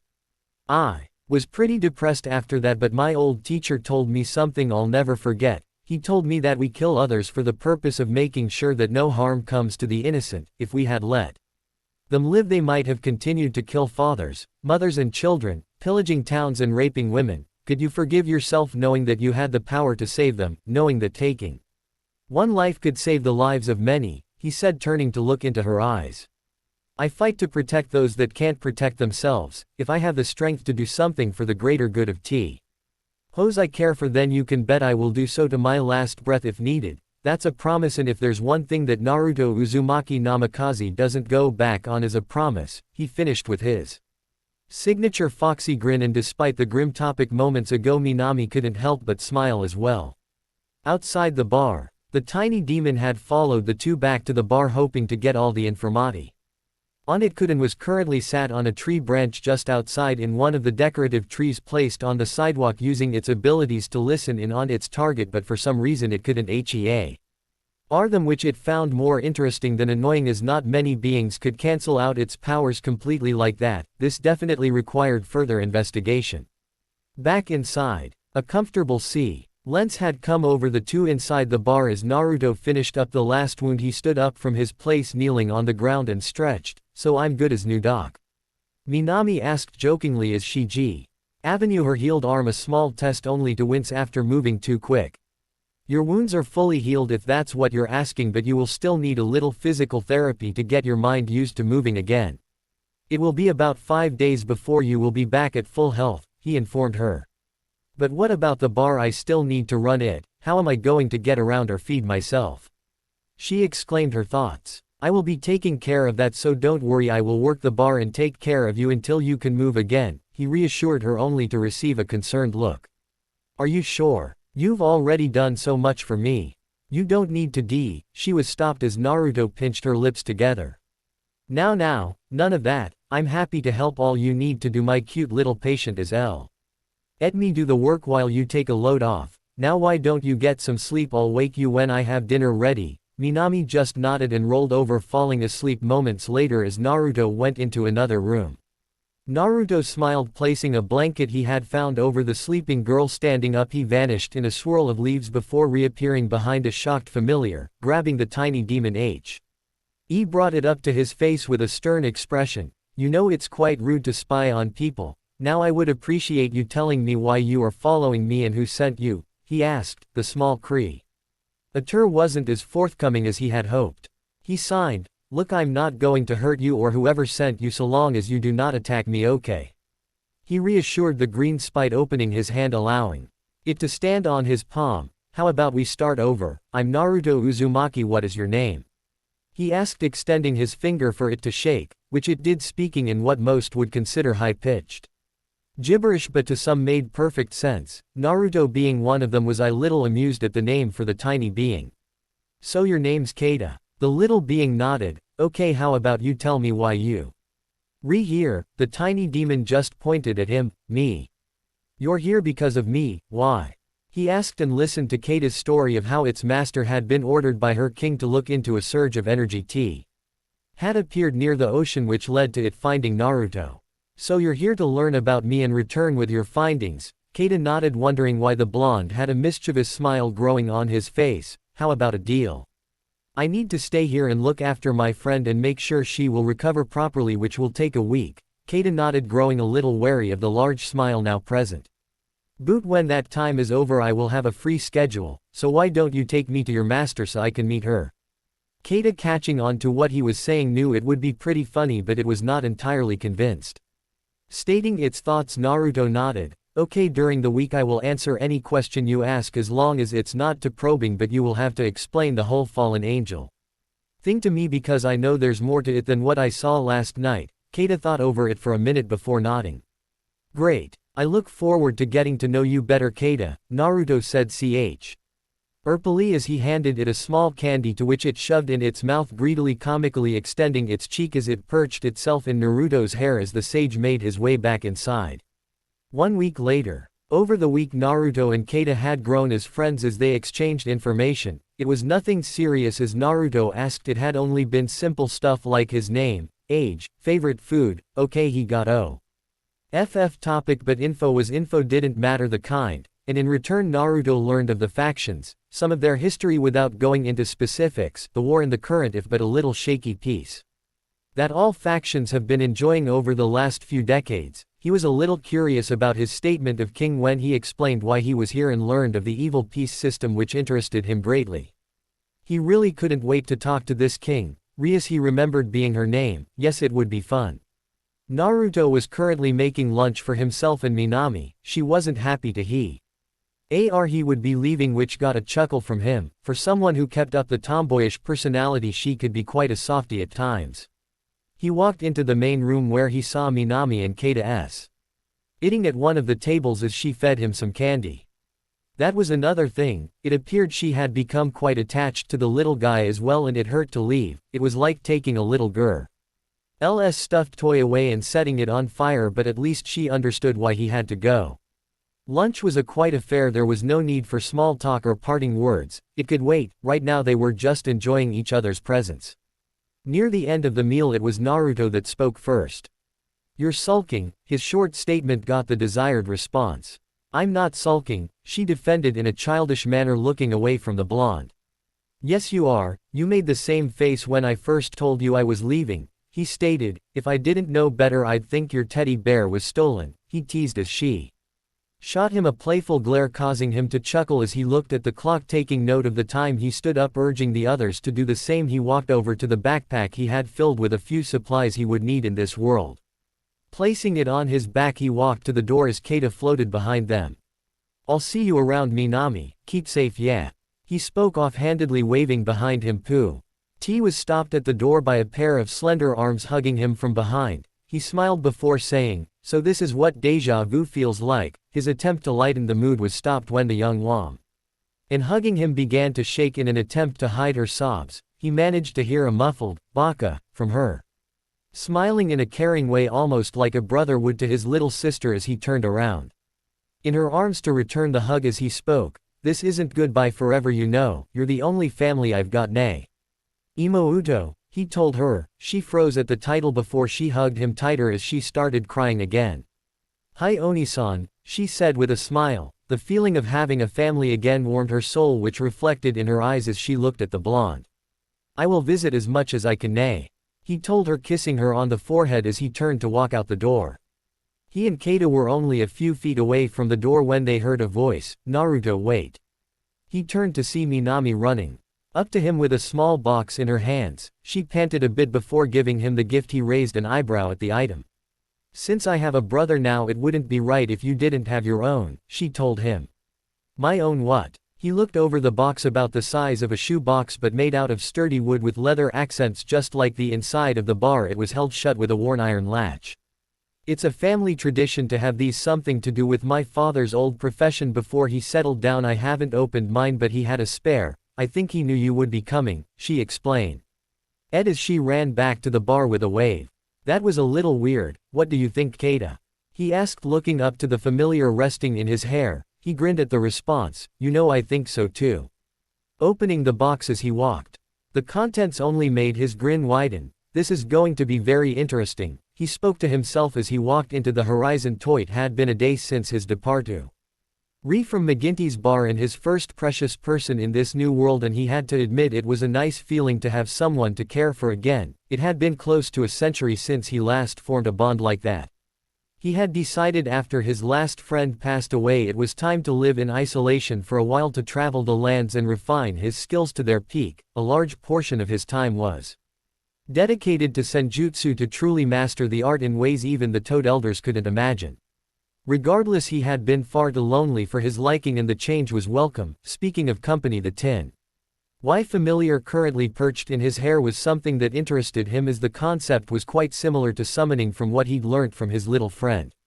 He was brought out of his thoughts by a tug on his hair, followed by a high-pitched voice. "So we're nearly there." Receiving a nod from Keita, Naruto looked at the horizon and saw the buildings he had come to identify with a city. "It's about time. I've been running for a while now," he spoke to himself as he sped up a little but not too much. No need to signal his arrival prematurely. Moments later. The people of Kuo are going about their day, oblivious to the high-pitched screaming of a tiny green demon or the blonde man blurring through the streets he was holding on to for dear life. To anyone capable of seeing them, it was a funny sight to behold. Naruto had finally slowed down just outside the Academy of Kuo to let his passenger catch his breath, which he quickly used to yell at the laughing blonde who, upon seeing the appearance of the poor familiar, couldn't keep his composure. The unfortunate familiar was covered in splattered bugs and his hair was swept straight back in a cartoonish fashion. A weak tear jutsu and a comb later, the two snuck up to the open window of the Occult Research Club, and peering in they saw their targets, and luckily both were completely obliviously to their surroundings. A perfect opportunity. Inside the clubroom. The Crimson Beauty, currently sitting on the couch facing away from the window, was one Rias Grimoire, the heiress to the Grimoire clan of the Devil faction. A prestigious title for someone who was lost in her own world reading her favorite manga with a small smile on her fair-skinned face. On the couch opposite the redhead was an equally beautiful, raven-haired woman humming to herself as she weaves together a leather whip. Ignoring that it appeared that she was daydreaming about something sadistic in nature, but otherwise she was also oblivious to the random encounter about to take place. Back at the window. Naruto was a little disappointed at how lax the heiress was with keeping her guard up, but he had to remember that this was sent the ninja world where assassinations were a common problem to deal with. Still, she shouldn't just assume her title will keep people from trying. Maybe my little introduction will be a lesson. In his immense stealth and suppression skills he was able to make his way to the spot on the coach across from Rias and one cushion over from Akino without alerting the two, although it wasn't all hard to sneak up on distracted teenagers but all the same. The blonde was just sat patiently waiting for the right moment, and a minute later it appeared with Rias. Akino, could you pour me a cup of tea please? She spoke, not once taking her eyes off her manga, and was none the wiser when tea was placed in front of her moments later. Thank you. Grabbing the cup she took a sip as she closed her eyes, enjoying the aromatic liquid before responding with a sigh. Good tea as always, Akino. She continued to caress the cup in her hands, not expecting the voice of a male to respond. I'm not Akino but yo. Welcome slurp. I do admit this tea is quite good. The sudden realization that the two were not alone finally caught up, and with a startled look both women looked at the uninvited guest, who was Tting with one leg crossed over the other holding his cup on his lap. Being the first to regain her thoughts, Rias spoke. I take it since you haven't attacked us you aren't here for hostile reasons, so the question is why you are here, came her calm response, trying not to show weakness in front of the man before her, but on the inside it was a little scared on how easily he snuck up on Akino and her. Naruto was impressed at her calm and composed expression, but it was obvious to him that she was scared, if only a little. Rias Grimori, I am here in response to your request to have a meeting, his tone professional as he stated his reason. The redhead was racking her brain trying to remember if she had set up a meeting beforehand and just forgotten about it but came up empty. I'm sorry but I don't remember requesting your presence, she replied. Oh, I had the feeling you wanted to speak with me after I received your messenger, he stated as Keita appeared from his hair. Do you remember now, Rias-san? You sent this little guy to search for me. I had assumed you wanted to meet, he stated airily, watching as she connected the dots. Who are you? The only reason you were contacted by this family is because you were the source of an energy surge little over a week ago. I know all devils capable of such a feat of power and you are not one of them. Rias voiced with a little concerned as she is face to face with an unknown who could potentially outmatch a high-class devil, of which she herself is counted among, although not as experienced. You want to know who I am? His voice serious as he looked down, allowing his fringe to cover his eyes. All right, I'll tell you, I am Poof you. He said in a childish tone, transforming into a perfect replica of Rias, including her voice. Meanwhile Rias, who had been leaning forward in order to hear him, had face faulted at the stunt. Ha ha ha ha. That was worth the trip here, I haven't pulled a prank in ages. Naruto spoke, still in Rias' voice, as the real one got back on the coach. Meanwhile Akino was just staring at the two in shock. It wasn't every day you see a male turn into a perfect replica of your best friend. That doesn't mean she didn't at her reaction though, king or not, it was still funny, this of course earning her a glare from said redhead. Jokes aside, you still haven't told me who you are, she said sternly, trying to get the conversation going again and away from the embarrassing moment that had occurred. Reverting back to his original form, Naruto replied, Ah yes, sorry I couldn't help myself, I am Naruto Uzumaki Namikaze. And the reason you haven't heard of me in your devil hierarchy is because I'm not a devil to begin with. Although a little surprised by that tidbit, she continued, if you aren't a devil then which faction do you serve? She was beginning to get nervous because she wasn't so sure she could win in the small room against a high-class angel. Fallen or otherwise, light weapons are a major advantage indoors. Neither, I am human I assure you. Just not a civilian, he said, leaning forward. He got into what his friends dubbed his Hokage mode. For the serious and commanding tone he spoke with made almost anyone who heard it do what was asked of them, whether out of fear or respect no one knew. I am about to disclose important information to you and your queen that could paint a large target on my back if it gets out to certain individuals. Now do I have your full attention, as I will not be repeating it. Both devils nodded with a serious air, now falling over the two. I am the last remnant of a culture breed in combat with abilities to shape the elements themselves, create oceans out of the air itself, or great forest with only a thought, but peace has let those abilities and teachings fade into myth and legend. He paused, giving thought to what he was going to say next. He hated politics, but he needed to do this, and if what Keita said was true, then the Grimori house was a good ally to have. He paused here, letting the information sink in before continuing. If certain factions or other unpleasant people were to discover certain aspects of my power, it could turn quite ugly very quickly. And before you ask, I cannot tell what all my abilities entail, but as a token of trust I will show you that I'm not just stringing you along. With that statement he held his hand up and in its palm a ball of intense blue flame manifested. Both devils were quite surprised at how much heat, no not heat, it was warmth the flame was emitting, as small as it was, but Rias found it somewhat familiar to our own ability, but it felt alive almost with an aura she couldn't quite place. Shaking her head she made a mental note to look into it later. As the flame disappeared Akeno spoke first. Why are you telling us this? We could turn against you or sell you out to other people. How can you trust people you've just met like this? She asked because of the telltale look of deep thought visible on her G's face, meaning she had something in mind.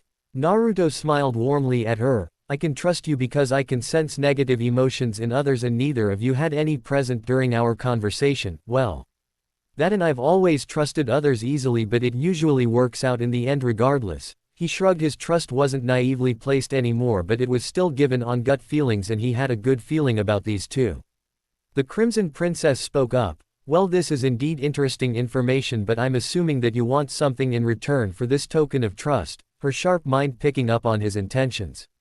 You are correct. In return for a friendly relation between me and your peerage, I would like to offer my help to you in return for admittance to this school, as I have very little knowledge of this world and its people outside my own. So what do you say? We get to be friends and I go through school under your vigilance, he replied, extending his hand with his signature foxy grin, waiting on Rias' answer. There was a small pause before Rias looked up at Naruto, a small smile on her face as she shook his hand. I agree to your terms, Uzumaki-san. It will be a pleasure getting to know you. Likewise, but seeing as we are friends now, you can call me Naruto. I'm not one for formalities, he replied, finishing his tea. He placed the empty cup down before looking at the closed door of the room. It was nice meeting you too, but it appears that my time is up. Your peerage is approaching and I'd rather not be seen by them just yet, he said, standing up and walking over to the window. I will take my leave.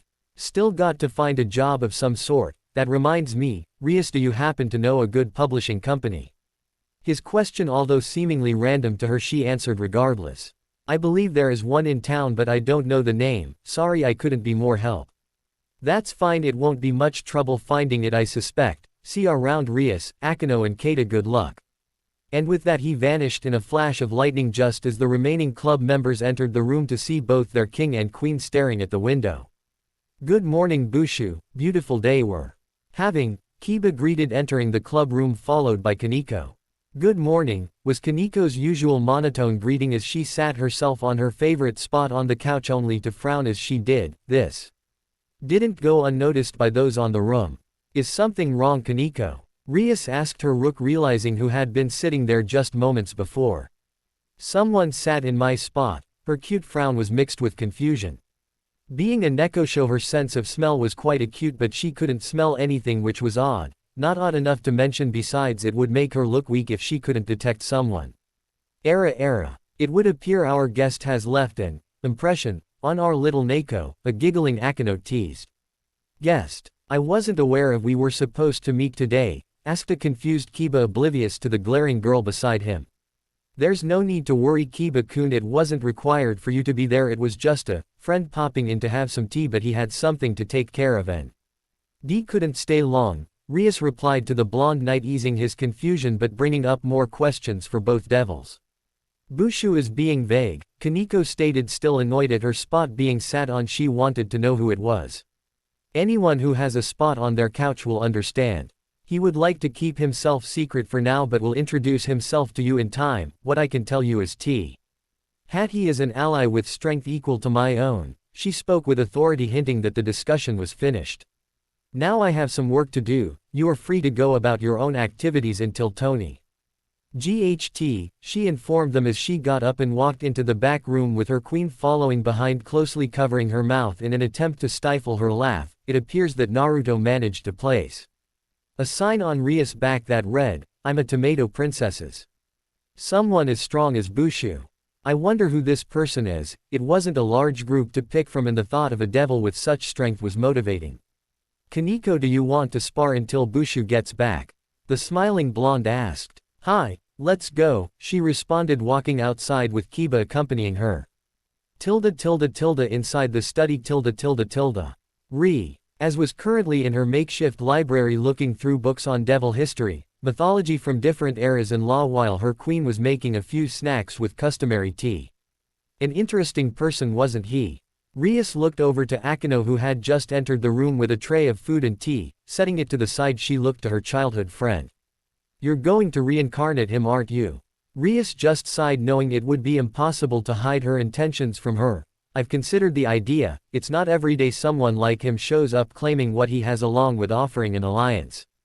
True, it does seem a little hard to believe, but would it be possible to use the evil pieces on him? It may cost too many to perform the ritual, Akino suggested, as the possibility was quite real, especially with more powerful beings. The cost was usually great in comparison to weaker ones. I know that, Akino-chan, but that won't stop me from trying if he agrees to it. She began rifling through documents on her desk as she continued. First I have to get his enrollment to the school sorted. I don't know why, but I have good feeling about him, Rias responded with a smile at the thought of the mysterious man. I think Naruto-san is a good person, if but a little bit of a prankster, the giggling Akino said, pulling the sign off Rias' back before handing it to her. Rias was in shock and embarrassed, not noticing him place this on her back before. Akino, how long has this been on me? She questioned the sweetly smiling women. Oh, since we left the room, Bushu, she answered, pointing to her lip as she did, seemingly innocent. Hearing that, Rias deflated in her seat. I'm not a tomato, she pouted, arms crossed, causing Akino to laugh a little. As her bout of laughter died down, she off to the books on the desk. Seeing that they weren't the norm for her friend to read, she raised an eyebrow in curiosity. Her silent question was answered by Rias. I have had something on my mind since he showed us that flame of his. It wasn't natural fire like the Phoenix are able to use. It felt similar to my own power of destruction, but something was different. Did you feel anything from it, Akino? The redhead asked, trying to ascertain any kind of information on this new piece on her game board. I did. It was odd, like it was alive, but I'm not sure. Besides, there isn't a being that is completely made of fire unless it was a sacred gear of sorts, the queen spoke, adding her thoughts. Normally I would agree, but I couldn't detect a gear in him like the others, which only leaves it being a natural ability of some type. The natural curiosity of the young Romori getting the best of her, she knew, would lead to a few long nights of research, with her newest ally being the center of it. Akino, seeing that her king would be occupied for some time, she left to deal with something of her own and left the study to her bedroom. Entering it, she summoned Keita, who was quite pale for the usually gray and familiar as he looked at the predatory gaze of its master. You have been quite naughty, haven't you, my pet? Keeping away from me for a whole week. It hurt my feelings, you know. In a blur movement, the tiny demon was restrained as the now leather-clad devil pulled out a box from the closet labeled, Whips, it's time for your punishment. The high-pitched cries of pain were heard by a LL who passed the academy, and one blonde-haired sage was saying a small prayer. Fallen comrade. Better you than me, my friend. I'll bring him a treat next time I see him. A few days later. It had been a few days since his meeting with the young Romori, and in that time Naruto had found a publisher for the books he had planned to sell, but to get some income flowing he republished his father's first book, The Tale of a Gutsy Ninja. Needless to say, it was a hit with them, and the contract was a sure thing. With the cash received, he wanted to get a plot of land to build a house on, something similar to the house he had back in the elemental nations, and luckily for him there was an old woman with a large plot of land she had inherited from her mother but couldn't take care of properly, hoping to sell for reasonable price. Quickly changing into a tasteful suit he had purchased earlier, he excitedly quickened his pace to the address at the edge of the town. A few moments later. Arriving at the location, he was quite happy to see the large amount of nature thriving, as it was quite scarce in the city. He couldn't help but be in awe as the beautiful vista of lush grass and trees swaying in the vast field full of flowers were almost glowing in the midday sun. Beautiful, isn't it? His reverie was broken by the aged female voice to his side as he glanced to his right to see the wrinkled features of the landowner. She looked up to him and smiled in a way only a kind grandmother could. Yes, it is quite the picture. I'm afraid I didn't catch your name, miss, he spoke, kindly extending his hand. I'm Naruto Uzumaki Namikaze, a pleasure to meet you, introducing himself with his foxy smile. Likewise, I'm Hiromi Kone, and as much as I like the view, we must get to Busi. Ness, I'm sure you have places to be, so if you'll follow me we can get the paperwork and discussion out of the way." The blonde nodded his head in agreement as he followed the elderly woman along a path to a very ornate-looking house. Its intricate wood carvings along the support beams and the faded once deep green walls gave it a well-lived feel, quite fitting it seemed for the age of the woman he was following. Hiromi herself was around 1.5 meters in height with faded blue-gray hair tied so the sides of her hair were braided to the back of her head like a headband. She was dressed in a faded yellow kimono and gray sash tied in a bow at the back. They arrived at the door and entered into the wooden house to the living room where legal papers were placed on the coffee table. Hiromi sat on the couch gesturing for Naruto to sit in the armchair to her left. "Before we start, I have a question for you, Uzumaki-san," the old woman asked, her wizened face hardening for intimidation. "Old like to know what you have planned for my land. This place holds a large part of my history here and I just want something to give me peace of mind. Naruto is just fine, Hiromi, and to put you at ease, I'm not going to build a shopping mall on it if that's what you think. It's quite the opposite actually. All I want is to have a home for myself to enjoy the abundance of nature it contains." Naruto answered truthfully, knowing that it is difficult to let go of the past, hoping to put the woman at ease. Hiromi released a sigh of relief and was about to speak. The whistle of a kettle interrupted her. "Oh, it appears the tea is ready. Would you like a cup, dear?" she asked halfway to the kitchen.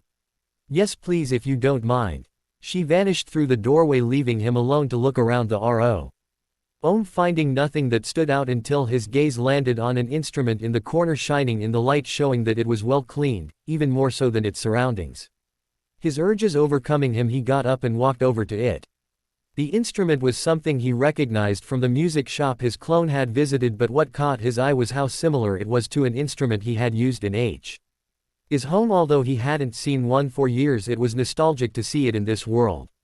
The rattling of cups caught his attention as Hiromi entered the room again with a tray of tea. She saw what her guest had been admiring. "It's a beautiful work of art, isn't it? My mother used to play it when I was young, but that was so long ago it has just been aging there ever since."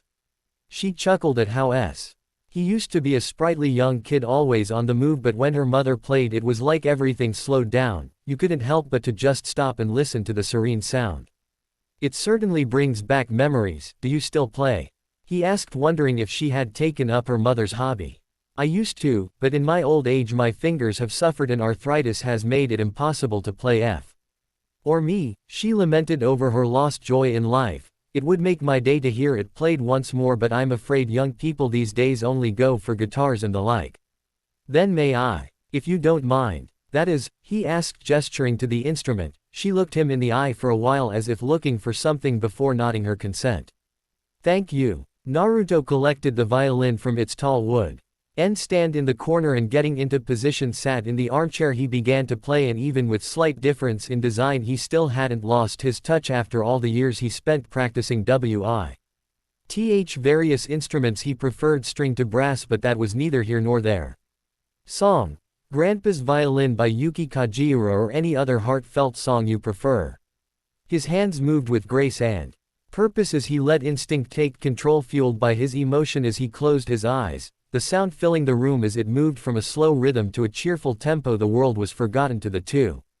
As the walls fell away and the sun illuminated the blonde like a spotlight, Hiromi could only look at the young man in shock. The sound she had grown up listening to was flowing once more. The emotion and soul-filled music was captivating, bringing forth memories of her life when her mother was alive, when they would sit on the porch and play for all outside to listen. For Naruto it was just a calm, peaceful flow of his heart controlling his movements now. It was like being in a trance, reminiscent of when he trained to use nature energy. The almost overwhelming peace of body and soul as his emotions were let loose through sound was uplifting as the music came to a gradual end. After he finished, eyes still closed from his trance-like state, he sat there a moment before looking to Hiromi, who was wiping away tears. "That was lovely, dear. If I hadn't known better I would have thought my mother was playing again." She spoke with a smile. "Thank you for your kind words, but I'm sure she would be much better than me." He cleared his throat as he put the violin back. "Now I believe we still need to get some paperwork done, so shall we crack on?" bringing the older woman back to the reason of their meet. Yes, I suppose we should, she smiled softly at the young man. The two spent the better part of 2 hours signing things off and talking on and off topic until they had finished around 3 p.m. Well, Hiromi-san, it was a pleasure meeting you, Naruto spoke as he was escorted to the door of Hiromi's house. I enjoyed the company also, Naruto-san, she replied. We must do this again sometime and perhaps you could play for me again, she added. A light-hearted tone in her voice as she opened the door. I would like that, Hiromi-san. I best be off before it gets too dark, he looking at the sky for a mom. And before walking down the worn path leading back to the property. Hiromi could only stare at the young man whose company she had thoroughly enjoyed. She couldn't help but smile in his presence like. He just emitted positive emotions. What an interesting young man, she muttered to herself with a smile as she re-entered the house. Said blonde made his way into town to find a hotel to stay the night. And perhaps meditate on what he has learned of this new world so far and look into what he can learn from the fallen angel he used his human path on. It would be foolish not to take advantage of what he knew. Information was always important no matter where it came from. Moments later in the field, by the way, picture it being 50 acres or something close to that. Naruto stood in front of the property he had just purchased, analyzing the lay of the land for his new home. The corners of his mouth perked up at that. It had been a while since he had a permanent place to call home, not that he hated the role of a wandering sage, but it was just in his nature to have bonds and attachments to places and people. People might call it a weakness, but it was Naruto's strength, his double-edged sword, but he wouldn't have it any other way. The land before him was relatively flat with lush tree line around its border, with a small cluster of trees across the middle hiding a majority of the lower back half of the landscape from view, which worked in his favor for what he had planned, but he couldn't build without any materials, or workers for that matter. Naruto made his way to the concealed part of his property before clasping his hands in a modified prayer sign, letting his chakra surge through him. It was a feeling he couldn't help but sigh happily at as gigantic trees burst forth from the ground in perfect rows, barely towering over the ones beside them. Now that's done, time for the workers, and on cue his temporary workforce was created in a small poof of smoke behind him, which quickly faded to reveal 20 copies of the blonde, all standing to attention. It was something they picked up during the war and have done since then, but he wouldn't complain. It was nice to see that they respected him, even though they were him. He quickly moved from that odd thought. You guys know what to do and make sure 4 of you set up a genjutsu barrier. I don't need any civilians freaking out and directing attention our way. His orders accepted with a choir of, "Hi boss." As he made to walk off for another project, he paused mid-step and looked seemingly off in space. It appears my her landlord wants to meet, he muttered thoughtfully as he felt Keita making his way towards him. Good afternoon, Keita. I assume Rias would like to talk to me. He spoke just as the familiar appeared in front of him. With a nod from the tiny creature, he continued walking with Keita perching itself on his head. In the Occult Research Club room. Currently the Grimoire heiress was waiting for a certain blonde to show up, as she had news regarding his request and she was hoping to get some more information from him, but she wouldn't push for it. She knew he would tell her in time. She was alone for the moment as her queen was out shopping. For what? She had learnt it was best not to ask. She may love her friend like family, but her kinks were a dangerous path to cross. The redhead looked to the clock on her desk with a sigh. I sent Kate out to fetch him 20 minutes ago. He should be here by now. The girl beginning to get a little impatient as she had finished her workload for day and only waiting for the blonde to appear. The sound of a throat being cleared quickly drew her attention to the window, and to her surprise Naruto was lounging in the window frame with a pad of paper and a pencil. Yo, and a non-committal wave was the greeting she received from the half-blonde. How long have you been there, Naruto-san? She asked with her usual calm voice, not the least bit annoyed by his tardiness. But underneath she was beginning to get annoyed at how easily he has been able to sneak up on her. She might not have the stealth skills of Akino, but she was pretty decent at sensing a person's presence. But with him it was like a mirage of some sort, and kind of creepy actually. About 15 minutes, but you looked busy, so I decided to wait here and draw a little to pass tea. Time, his carefree response only getting a sigh from the tired Grimoire. I didn't take you for an artist Naruto-san, what have you drawn if you don't mind me asking, she was generally interested NCE she might be able to find out more about her enigmatic friend. Well you of course, his smile although genuine had something more to it, something she would learn to grow weary of as she learned about the blonde. I'm flattered Naruto-san, may I see it? Her curiosity now piqued. Maybe after our meeting unless you called me here just to chat, he none too subtle reminded the king the reason for his arrival. Yes sorry I have asked you here to tell you your request to attend Kuo Academy has been accepted, she spoke calmly slipping back into her role of king. There's but, in that sentence isn't there, he interjected flatly. He could practically hear the word troublesome echo in his mind as Rias nodded happily to his question. Yes, in order for you to stay in my territory you must bear my mark, that way anyone from the other factions will know not to attack you, well at least not straight away, she informed the sage, laying the groundwork for her final offer, one she hoped would actually work. This mark of yours, Naruto began, it's not a slave mark from what I've seen of your peerage, so it must have a more practical use, correct? His question was expected, but the news of him spying on her peerage was a little unsettling, but she wouldn't let it show. Very astute of you, but yes, the mark of a devil house does not give us control over its receiver, but it does let us keep track of where you are or if you are injured, but it is mostly used to determine who your allegiance is tied to.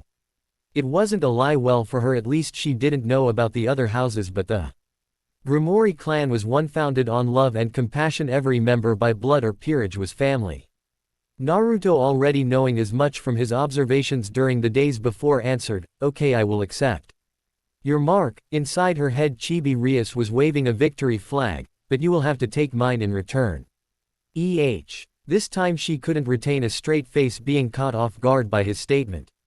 Yes, if we are to be allies then we both have to show our trust in one another, so if I have to bear your mark you have to bear mine, his tone conveying he wasn't joking around as he walked over to her desk and extended his hand to her. You said you weren't a devil. It wasn't a question of his honesty but genuine curiosity to know why a human would need a clan mark if it was anything like hers. I did, and you're right to be suspicious of me, but I can't trust you if you can't do the same for me. Think of it as a show of faith that when and if I'm needed I'll be there in a flash. His reasoning was unjust, and he had the same intentions as Rias for the mark, to make sure those under her care were safe. She knew she was trapped here. If she declined it made her seem untrustworthy and he might avenue to approach someone else, but if she accepted it meant she had a strong ally to aid her if she needed it. To her the pros were worth it. You have a deal Naruto-san, I don't know why but I trust you, she said, taking his hand before looking him in the eyes, a show of commitment the blonde was impressed by with one so young. I thank you for that. I know it's not easy to do so, but let's hope that an alliance such as this is not needed anytime soon. His response backed by experience, it was always useful to have allies to fight with you, but it's better to not have to fight at all. Rias then took her spare hand and placed her palm on the back of Naruto's hand, and he copied her movements as she began speaking. I, Rias Grimoire, give this mark as proof of my allegiance and friendship to Naruto Uzumaki. He will always be welcome in Grimoire territory. And with a flash of crimson the Grimoire symbol appeared on his hand. Getting a nod from Rias, Naruto began his marking process. I, Naruto Uzumaki Namikaze, give this mark as proof of my alliance with the Grimoire house and my friendship with Rias. Whenever she may need it my door will be open, he spoke softly as a golden light shone underneath his hand as his family symbol appeared on her hand, which was the Uzushio swirl with 6 kunai blades spaced evenly around the edge. As they released each other's hand they both looked at the marks. The Y had received the Grimoire's stylized rose was quite unique, but Rias was more transfixed on the symbol emblazoned with golden light, and although she was interested to research the symbol she couldn't get over how pure the energy contained in the mark felt. If not for the fact it wasn't harming her she would have sworn it was holy, but there was another feeling. Warm, she thought aloud before clearing her throat, a little embarrassed at the amused look she got from Naruto.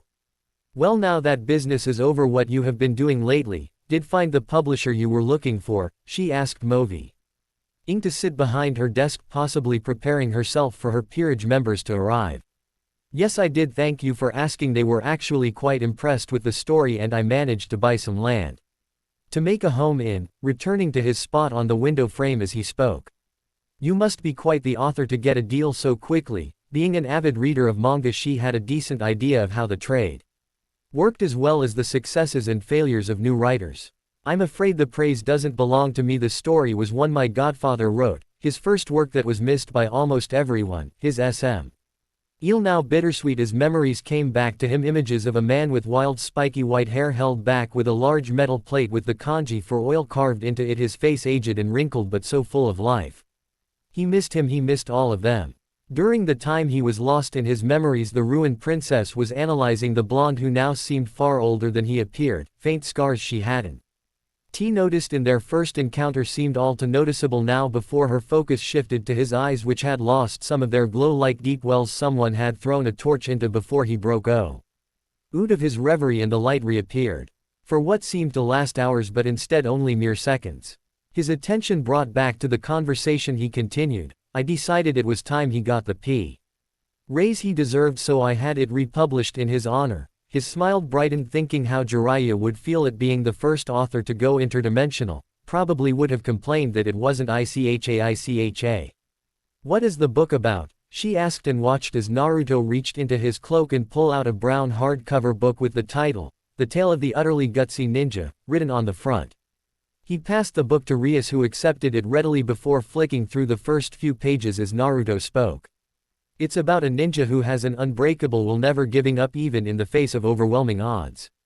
He vows to break the curse and its vicious cycles of hatred, conflict and war that govern the ninja world, he explained to the redhead. It says the main character is called Naruto as well. Did he name it after you? Her question met with him tapping the side of his nose. She pouted a little at that.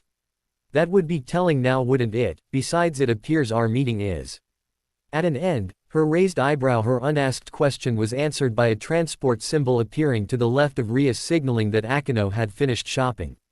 I'm back, Bushu. Oh, Naruto-san, you're here. What a surprise. She greeted the two with her usual smile that, depending on your view, was either kind or menacing. A small yawn alerted everyone bar Naruto to the green familiar emerging from his golden locks. Era. It appears your hair is quite comfy, Naruto-san. Her tone obviously a dangerous one for the poor creature as it quickly dispersed itself to avoid whatever punishment the devil was thinking of. Ah yes, sorry about that, he fell asleep on the way here, I didn't have the heart to kick him off, he told her, trying to cut Keita some slack. It was half his fault after all. Akeno Ely waved it of, it's alright Naruto-san, I was only scaring him. Would any of you like some tea or snacks? Yes, thank you Akeno. The raven-haired girl nodded to her king before looking to Naruto, who was looking a little sheepish. I'm sorry, but I have to go and check on how my house is coming along. Perhaps another time. He smiled apologetically before he walked to the window where picked up his pad of paper, subtly reminding the heiress of what he said earlier before he disappeared in a shuntion of harmless blue flames, leaving only a single sheet floating slowly to the ground. The redhead FTLY caught the drawing before her queen, only to stop and stare at it in slight praise evident by her raised eyebrow. She had half expected to see a tomato on the parchment, but instead there was a delicately sketched and shaded portrait of Rias doing paperwork on her desk. Even Akeno, who had now peered over Rias' shoulder, was impressed at the mysterious blonde's talent before spotting the book she hadn't seen previously resting on top of some documents she assumed Rias had finished earlier. Did you try to reincarnate Naruto-san yet? Her question breaking the silence of the clubroom as she went into the small kitchenette to prepare for tonight. No, it was too soon to make that kind of request, but something else did happen. Once again staring at the back of her hand, and like magic the symbol lit up, although not as bright as before but still visible. Era, you gave him your mark before taking him into the peerage. Was that wise? Her voice slightly muffled from the next room as the distinctive sound of a kettle boiling was heard. She knew that it was a not only arrogant but also a gamble for her to do, but she really didn't have a choice. He was still an unknown, and apart from some hobbies and his odd flame ability, she knew nothing about him. She didn't even know where he was living currently. We can only wait and see. Tell me, have you seen this mark before? Raising her hand to show her friend, hoping she had some idea as to its origin, but hope was squashed as she shook her head negatively. No, I haven't, but where did it come from? Was it Naruto-san? Her fast deduction surprising to the young king, who merely nodded. Yes, it is his. A stipulation for his loyalty was that I bear his mark if he was to bear mine. It still felt his weird energy thrumming in the mark but still lost as to its nature. You know, if anyone finds out about this it could cause problems. Her friend oddly serious now, and it wasn't hard to see why. The well-being of friends or family was always a serious matter. I know, Akano. I know, though it wasn't said. She knew what her childhood friend was hinting at. Perhaps it could work in her favor, but now wasn't the time to think about it. Getten. Up from her chair, she walked off to her study with her queen following faithfully on her left. XXX. Back at the construction site. XXX.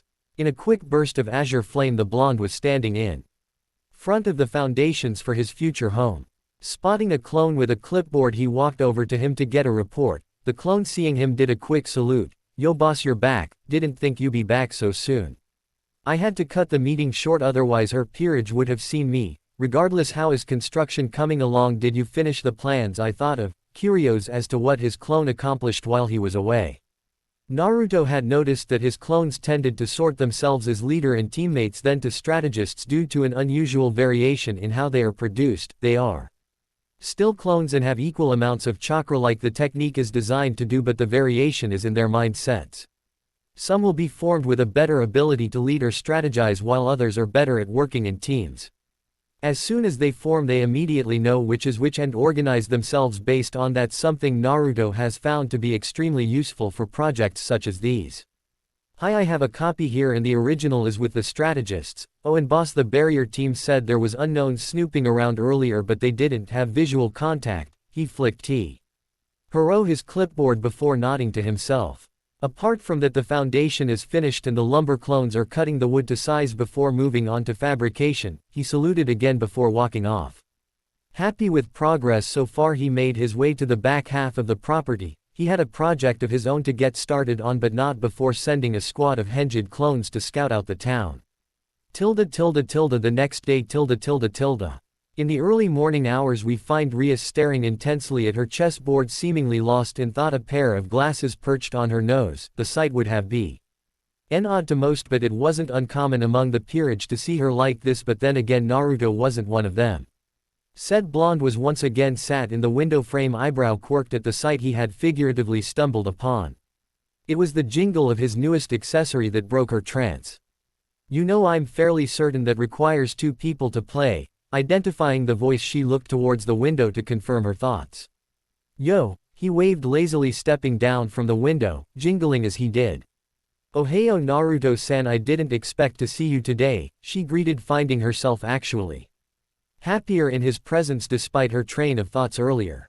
Well, I was in the neighborhood and decided I'd drop by and see how you were, his reply jovial as he sat down opposite the redhead, inspecting one of the chess pieces. Have you not played chess before, Naruto-san? Seeing him shake his head, a small smirk formed on her lips. I could teach you how to play, that is if you're up for some friendly competition. Her challenge offered, she needn't wait long for a response.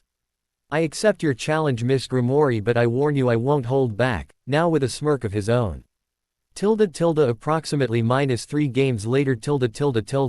Now an hour into their 4th match with 2 wins to Rias and 1 to Naruto. They had been playing in silence since her loss, but it was starting to get oppressive, so Naruto decided speak. If you don't mind me asking, why chess? Does it represent something? He inquired, moving his knight to take her pawn. They do. As you know, we reincarnate others using items called evil pieces, and as you guessed, they are based on chess pieces but with special traits, starting with the rook. A rook's trait is incredible strength and defense. She paused to move her pawn. I see, but I would assume there are drawbacks like speed, right? He noted as he analyzed the board. Yes, but the knight is the other side of the coin, being high in speed and agility but low in strength, which is why most knights use weapons to increase their damage output. The next piece is the bishop. This piece is given enhanced magical capabilities for various spells. She smiled as Naruto moved his queen, leaving him open. And what of the pawn? I doubt it is merely cannon fodder like its namesake. Still calm and collected, giving nothing away to the heiress. No, the pawn has the ability called promotion. It allows said pawn to temporarily gain the traits of other pieces, but only with permission of the king or enemy territory, she said, taking out his knight before continuing. Lastly, the queen. This piece is the most powerful and has the traits of the bishop. knight and rook, she finished looking at the blonde leading him to the same. Each devil that is medium class or higher is given a set of evil pieces and compete with their peerage in competitions called rating games, betting anything from wealth to territory for their spoils. She didn't mind telling him this since it was common knowledge in the supernet Ural world, but she hoped it got him interested in joining a peerage, hopefully hers. Naruto chuckled a bit at how similar it was to the Chunin exams since they both were pretty much simulated war. Hi's spoken thoughts caught the attention of his host. Naruto-san, I'm sorry, it's just these rating games are quite similar to something my people had called the Chunin exams, just a simulation of war. Harmlessly disguised as a tournament, it brings back memories. He guessed this world had more than a few similarities than he previously thought. For Rias it wasn't the sort of information she was looking for, but she wouldn't complain. She was about to ask him more but was interrupted by, checkmate. How? Bewildered at how she could have missed his move. I believe that makes us tied for today. We should do this again sometime. I had fun. Smiling brightly, he picked up the item to his side and left through the front door, saying a quick hello to Akeno as he passed her. As the queen entered the room, she saw something akin to what Naruto did that morning. Ohio Bushu, are you okay? Yes, I'm fine. Akeno, regaining herself. That's good then. I hope Naruto wasn't too upset losing to you. Oh, she laughed lightly but stopped seeing her king's face. We tied. I don't know how, but he won the last round. Her eyes still glued to the pieces, trying to find his play but was clueless. It appears you finally have a rival. Nay. It was true, even though she and Rias played regularly, it wasn't much competition for the genius redhead. Still, the idea that she tied was a little surprising. It appears Naruto-san is more than he seems. I didn't take him for a tactician or a monk, the brunette thought out loud as she went about odds and ends. What do you mean by monk? Curious what might have been said between the two in the hall. He was with you all day. Bushu, didn't you see the shikuho he had with him? It was pure black with 6 rings. She relayed what she knew dutifully before he adding into the kitchenette, leaving Rias to her thoughts. Said redhead was mentally berating herself for not noticing it. He was right in front of her for hours, yet she hadn't noticed it until her friend mentioned it. As she straightened her position, a sigh escaped her lips. He left before I could offer to join the peerage. Sighing again as she slumped into the couch, she thought again about the blonde. Although she did learn more of his past, she was still fruitless in her search, and now she didn't know when she'd see him again. Oddly, she found her heart quicken at the thought but shook it off as frustration. Who are you, Naruto? In a shopping mall at the center of town. Our hero was currently perusing the shops and sites he could see, searching for something and trying to ignore the odd looks people were sending him. His current attire still the same one since he arrived here, including his newest addition, a shikuho. The monk staff was something he had grown fond of during his life as a traveling sage, not only for its friendly appearance, it was how he came into possession of it.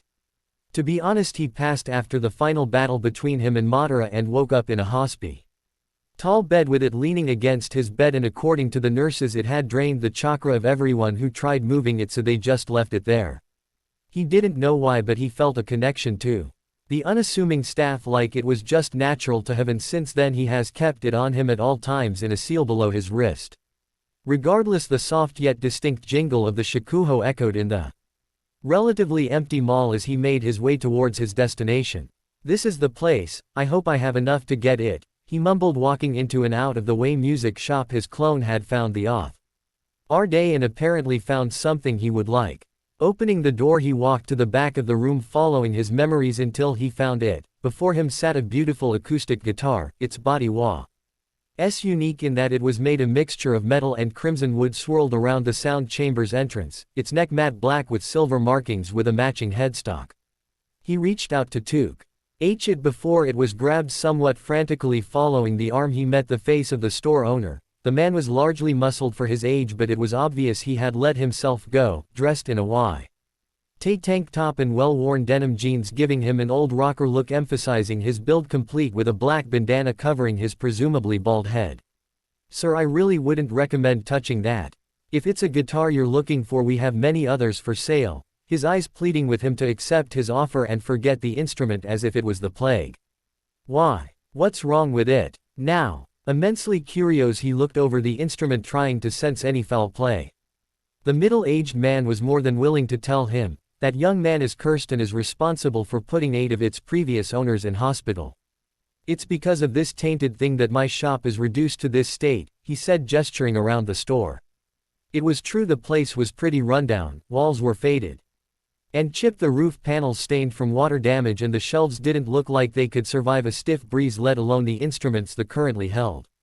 To others that would probably be enough to put them off the ominous-looking object, but Naruto believed there was more to this curse. "You said they were hospitalized, did they say what the cause was?" He had a theory, but he needed to confirm it, and store owner seemed to have been curious himself. "Yes, the doctors told me they had suffered from severe exhaustion, but their body didn't show any signs of being overworked, almost like they had their energy stolen from them," his face now serious as he looked at Naruto intensely. "Which is why I suggest you leave it be or end up like the rest." He turned and walked off to the regist. Our confidant that Naruto would leave well enough alone, but he didn't know our blonde that well. He might as well try it, no guts no glory. He reached out and placed his palm against the wooden exterior, but felt nothing odd, no draining. Nothing, at least until he tried charging it with his chakra. The metal weaved into the guitar started glowing dimly as it absorbed his chakra, pulling his arm back. He couldn't stop the smile making its way to his face as the glow faded away. He made his way to the front. "Also, you decided to get something else?" he asked with a well-practiced smile, "or just hap?" Why to have customer? Naruto couldn't decide. "No, but I do have an offer. What would you say if I took that cursed guitar of yours for, say, 1,000 with some sheet music as a freebie?" He hoped his offer was tempting enough for the man to accept. He was surprisingly hard to read. He seemed to be in thought before he spoke. "I may hate it with a passion, but there's no denying the craftsmanship of it. I'll sell it for 2,000. 1,200. 1,800. 14. 16. You know no one else will buy it, old man." At this point both Naruto and the store owner were butting heads in a stare down until a minute later the owner backed down, laughing as he did so. "I like you, kid, you've got guts. Alright, I give you the guitar for 1,500. I'll even throw in a case on the house." The large man, now quite jovial after their haggling, walked into the back room as Naruto went to collect his purchase. As he made his way back, new guitar in hand, he heard the owner's voice come the back room. "I didn't get your name, kid." "I'm Motoki Jumanji, by the way." Some ruffling was heard before he re-emerged and set the case down on the counter. "I'm Naruto Uzumaki." A quick transaction later, Naruto left the shop and headed home. On his way out he happened to pass a rather expressful-looking girl on her cell phone talking in a foreign language he didn't understand. He probably should learn other languages soon. He shrugged at the thought before continuing on his way. Sayuri perspective. "Don't be scared, I just need to introduce her. Yeah, I know I hate it too, but I really didn't think they'd do it, ya know." She checked her wristwatch, nodding to the garbled noise coming from her phone. "They're sending me to some school that just went co-ed, guess they think alienati. Me will set me straight." She sighed, listening to her friend. I know, but it's just so weird being here without you." "I'll try, but you know how most people are. I'm at the store, I'll talk to ya later." Hanging her phone up, she slouched as she stopped in front of the uniform shop, her reflection superimposed over a mannequin of the Kuo uniform. Sighing again, she went inside. Thousands of miles away from the place she called home and the only person she could call friend, it wasn't turning out the way she hoped. Entering the store, she went to the school aisle and saw the uniform she would be wearing for next year of her life. She decided on giving herself one last chance to believe maybe things will be better this time. 1 month before the start of school. With only a month left till the start of school, Naruto felt it was time to properly meet Rias Peerage. Sure, he'd seen them a few times before, but they weren't aware of that, so today he decided was as good as any. He hadn't just been laying around for the past few days either. Since he'd purchased his guitar, he had been testing it out with his clones, and now he had a small lake in front of the house. Needless to say, he was quite happy with odd instrument, and speaking of his house, it was finally finished and furnished. Nothing too fancy, just a 2-story house with 3 guest rooms near the back. Besides he had found himself quite fond of the chess games with Rias. It wasn't too different from shogi, perhaps a little simpler, but the young heiress wasn't a pushover because of that. What she lacked an experience she made up for with her sharp mind and tactical thinking. It very much reminded him of a young Shikamaru, except instead of a thinking pose she put on glasses to think better. Speaking of which. Checkmate. That makes it 2 and 2 once again, Naruto-san. It might not have sounded like much, but it was getting harder to win against the sage. Although it has only been tied so far, she had never lost a game at all before challenging him, so the experience was exciting for the redhead. It appears so, Rias. Well, now that's over, how have you been? You have been spacing out more than usual.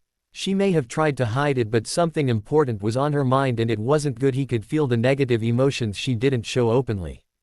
Putting on her smile, she answered, I'm fine, Naruto-san. I just have a lot on my mind at the moment, but you needn't worry for my sake. Hoping to comfort him, but the frown forming meant it hadn't worked. That smile tells me more than you know, Rias. I am your friend, aren't I? If I can help in any way, you know my door is always open. She was a little taken back by the amount of concern his voice held, like he'd known her his whole life. She held a small smile this time. A true smile. I know, Naruto, and I thank you for that, but I hope I won't need to take that offer. Her voice only a whisper as she stared at her lap, hiding her solemn look as her eyes watered. Feeling a hand on her shoulder, she looked up at a smiling Naruto. Hey, none of that. We don't want the kids thinking their king has gotten soft, do we? Despite herself, she managed to chuckle. At that, quickly drying her tears after taking her glasses off. You're right, thank you. It's what friends are for, he shrugged. Besides, we don't want your peerage thinking I'm the one who made you cry. It would make it awkward to introduce myself, he stated, sitting back down across from her. I was wondering when you were. They have been a little anxious not meeting you yet, given how often you here. It was a little amusing seeing them arrive earlier each day to try and catch him before he left, but he somehow managed to leave just before they entered. I know, but I've had my fun for now. He finished just as Akino entered with a tray of tea, looking a little shocked to see him still here. Oh, Naruto-san, I thought you would have left by now. It's a good thing I made extra. Putting the tray down, she went to sit by Rias. Yes, I decided to meet the rest of the family proper. I hope you don't mind. It's fine, Naruto-san, the more the merrier, she said, pouring the tea, smiling as she did. Bringing the cup up to his lips, he started counting down with the other hand. 5, 4, 3, 2, and 1. The door swung open, revealing a disheveled-looking Rook and an amused Knight. Good afternoon, Bushu. Akino-senpai, he greeted, looking to the blonde sitting in Kaniko's spot. Seeing the look, Rias answered, Kiba-kun, Kaniko-chan, this is Naruto Uzumaki, the friend I told you about. Yo. Good to finally meet you, and I see one of you found the trap I set. Amusement evident in his voice, eyes smiling to the two teens. Naruto-san, what trap are you talking about? Was she worried about her Rook? No, she was strong even by Rook standards, but annoyed. Yes, she a little annoyed he had set a trap for her to begin with. It was just a small prank to teach a life lesson, feeling as if that justified the large number of water balloons and hair dryers he had used. And what lesson was that? Questioned the queen as she watched the poor girl try to comb her shaggy hair back into place only for it to pop back up. Quite a simple one, and that is curiosity must be tempered with caution, for it can kill far more than just a cat. His finger raised as he imparted some of his wisdom to the devils. Unfazed or oblivious to the slightly ominous undertone, Kiba the forever gentleman walked over to his fellow blonde. It's good to meet you, Naruto-san. I'm Kiba Yuto, Bushu's knight, shaking his H. And he continued, I hope we can be great friends. Same here, Kiba, perhaps we can spar sometime. One swordsman to another, nay. Nodding, the teen stepped back, cueing Kaniko to go next. Stepping forward, Roan still in place, she spoke in her normal monotone. Kaniko Tuju, Rook, pleased to meet you. She quickly struck at the blonde, but it was stopped by his palm with meaty thump.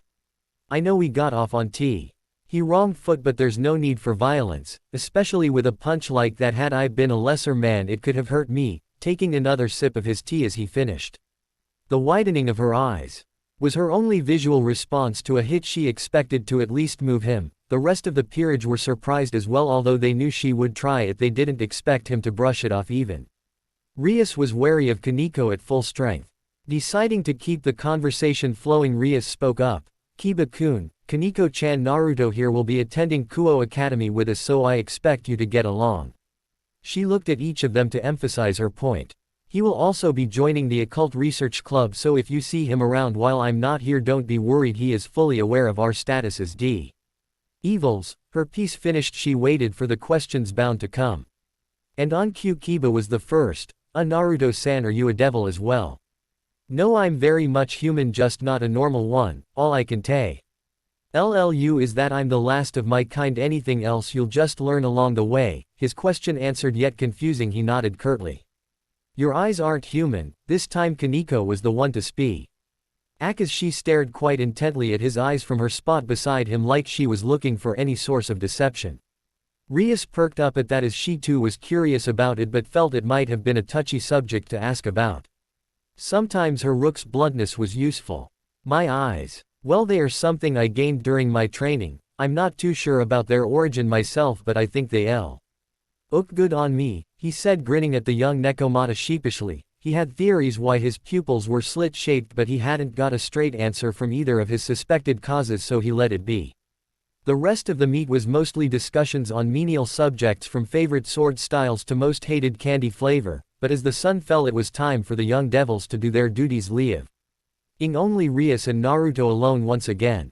So you don't have anywhere to be like the rest? I'd have thought that you'd be doing the lion's share. A little confused since the redhead seemed to not leave the clubroom, ever. You must not know how devil contracts work, Naruto-san. She sat behind her desk and began flicking through paperwork that had somehow appeared there. Each devil, once they have reached a certain level, can be summoned using a flyer we hand out to the public, and once summoned we must fulfill the contract by granting a request. The more requests a devil completes, the higher their status becomes. I understand that part, but why aren't you being summoned then? At this she stopped flicking through the documents on her desk and looked at him. Desire. That one word, seemingly the only answer she needed to give, as the cogs in the immortal's head whirred around, looking back on what he knew of devils in this world, often portrayed as beings of greed and lust, something that he knew could drive some to commit evil deeds. So for someone to summon a devil, they need to have a strong desire for it to work. It was an educated guess on his part, but it made sense to him since it wasn't all that different to his normal summons, I'm such an idiot, he mumbled as he slapped his forehead. With everything that has been happening, he had forgotten his contracts with his summon animals. He didn't even know if they still worked. Naruto-san, are you alright? Remembering he wasn't alone, he spun around, grinning sheepishly. I'm fine, but something has just come up, so I'll see you in a day or two, take care of yourself. Waving, he shunshined away in his usual blue flames. Now alone, Rias was feeling confused about the friendly blonde. Whenever he was near her, she felt better, like all negative thoughts were washed away, and her heart sped up when their eyes locked, but when he left she felt like a part of her was going with him. It felt like a summer's day with a cloud blocking out the sun. You know that you feel warm, but without the sun you can't help but shiver at its absence. Sighing in frustration, she rests her head on the desk, still warm from the midday sun, soothing her mind as she dozed off. At Naruto's Kuchio's. The large plume of smoke that followed faded, revealing another disappointment for the blonde in the form of nothing. After he left Rias to her thoughts, he promptly tried summoning the toads, and with this failure making the 15th, it wasn't looking good. He hadn't attempted his other summons because they weren't really summons but just figments of imagination. They didn't exist prior to summoning and want after dispelling, merely puppets for him to control, not the sort of thing he enjoyed doing to anything regardless of its origin. It seemed that his summons were incapable of moving through dimensions to this extent. It wasn't all bad, he supposed. If that last summon had worked, Ma and Pa would have given him an earful for jumping worlds to begin with. Disheartened at the lost connection to his home, he laid back on the grass and stared up at the blue sky, watching the birds pass by. It was nice, peaceful even. Boss. We got his problem, never mind. Turning his head lazily to look at the clone, who was surprisingly a little worried but kept his calm. What is it now? He did hate how his clones managed to get into trouble of the dangerous kind. But they were him, so it was his fault in the end. Sometimes he wished his life was boring and uneventful. We tracked movement at the perimeter and found a woman. She's in critical condition. That got his attention. Screw a boring life, his was fine the way it was. He started his way towards the house when the clone said something that made him stop. Boss, she also seems to be a dragon, he said, a little hesitant. He slowly turned to the clone, eyebrow raised. Seems to be Inside the house. He followed the clone inside his home, though the trail of blood was easy enough to follow, leading him upstairs to the center guest room at the end of hall. He opened the dark wooden door to see 3 clones working to keep the women stable, if she could be called th. As what appeared to be scales covered her forearms and shins, the tail didn't help his doubt either. He sighed a little at her wounds. From first glance it looked like she wasn't going to survive for long, 2 days at most. He cast a look around the room as he approached what seemed to be her belongings, careful not to step on the bloodied rags and clothes on the floor. He noticed she had little to her name apart from clothes and food.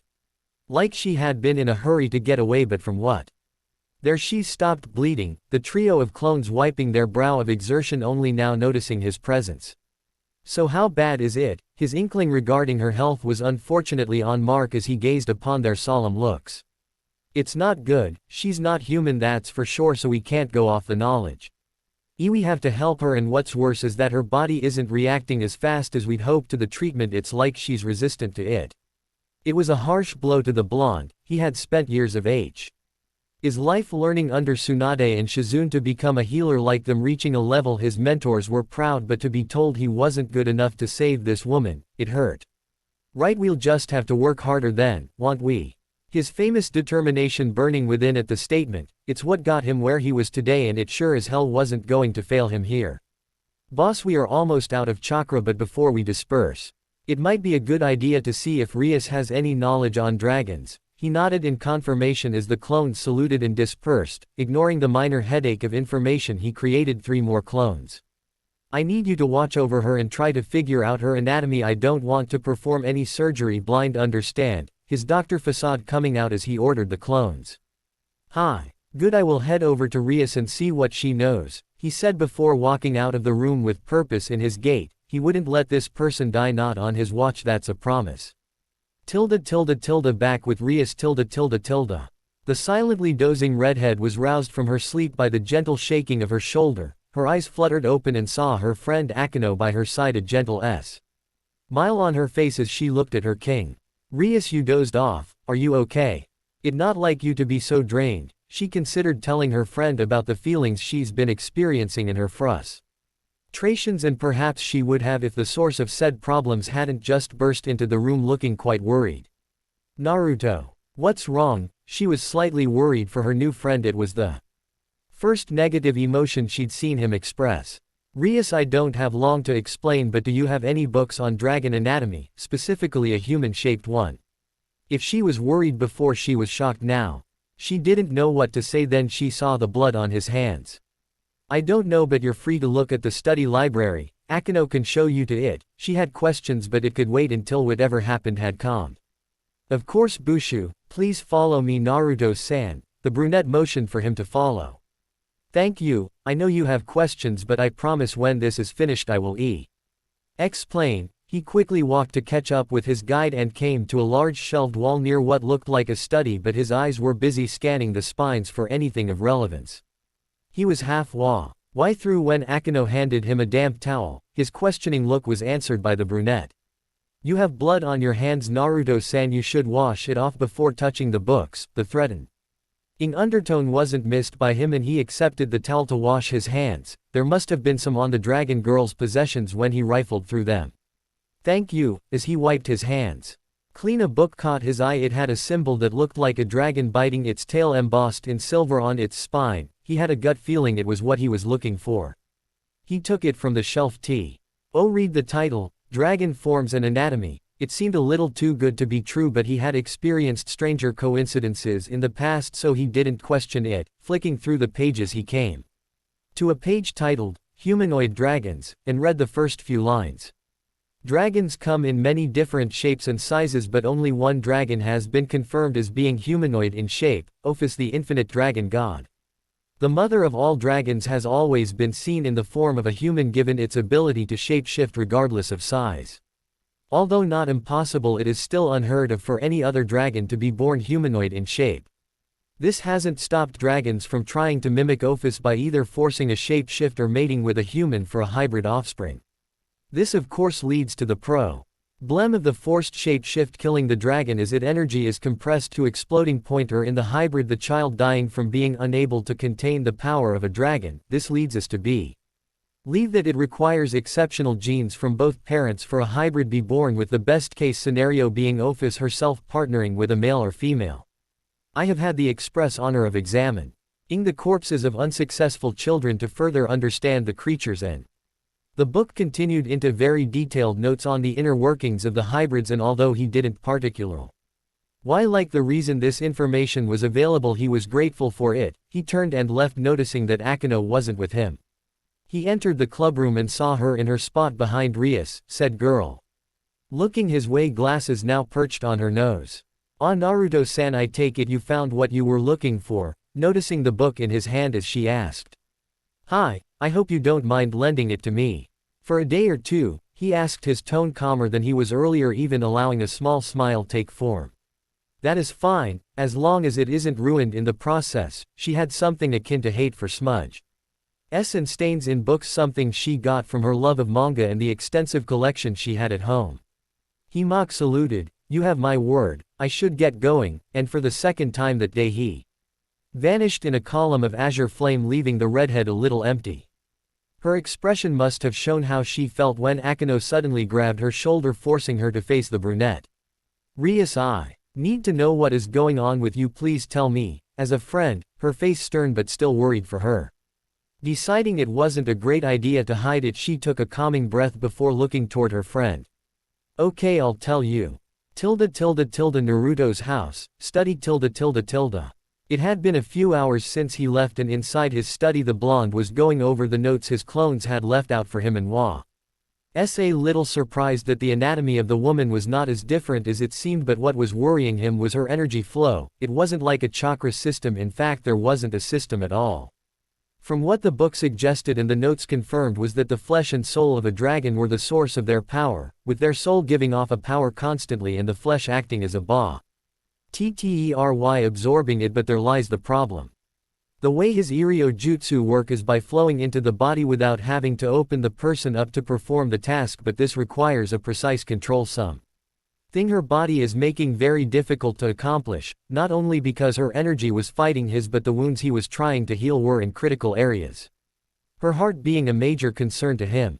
It was punctured through the right ventricle, leaving the smaller one to maintain blood flow, but he knew it wouldn't last long. He wasn't without a plan though. Oh no, he knew how to work around the problem, but it might kill the patient.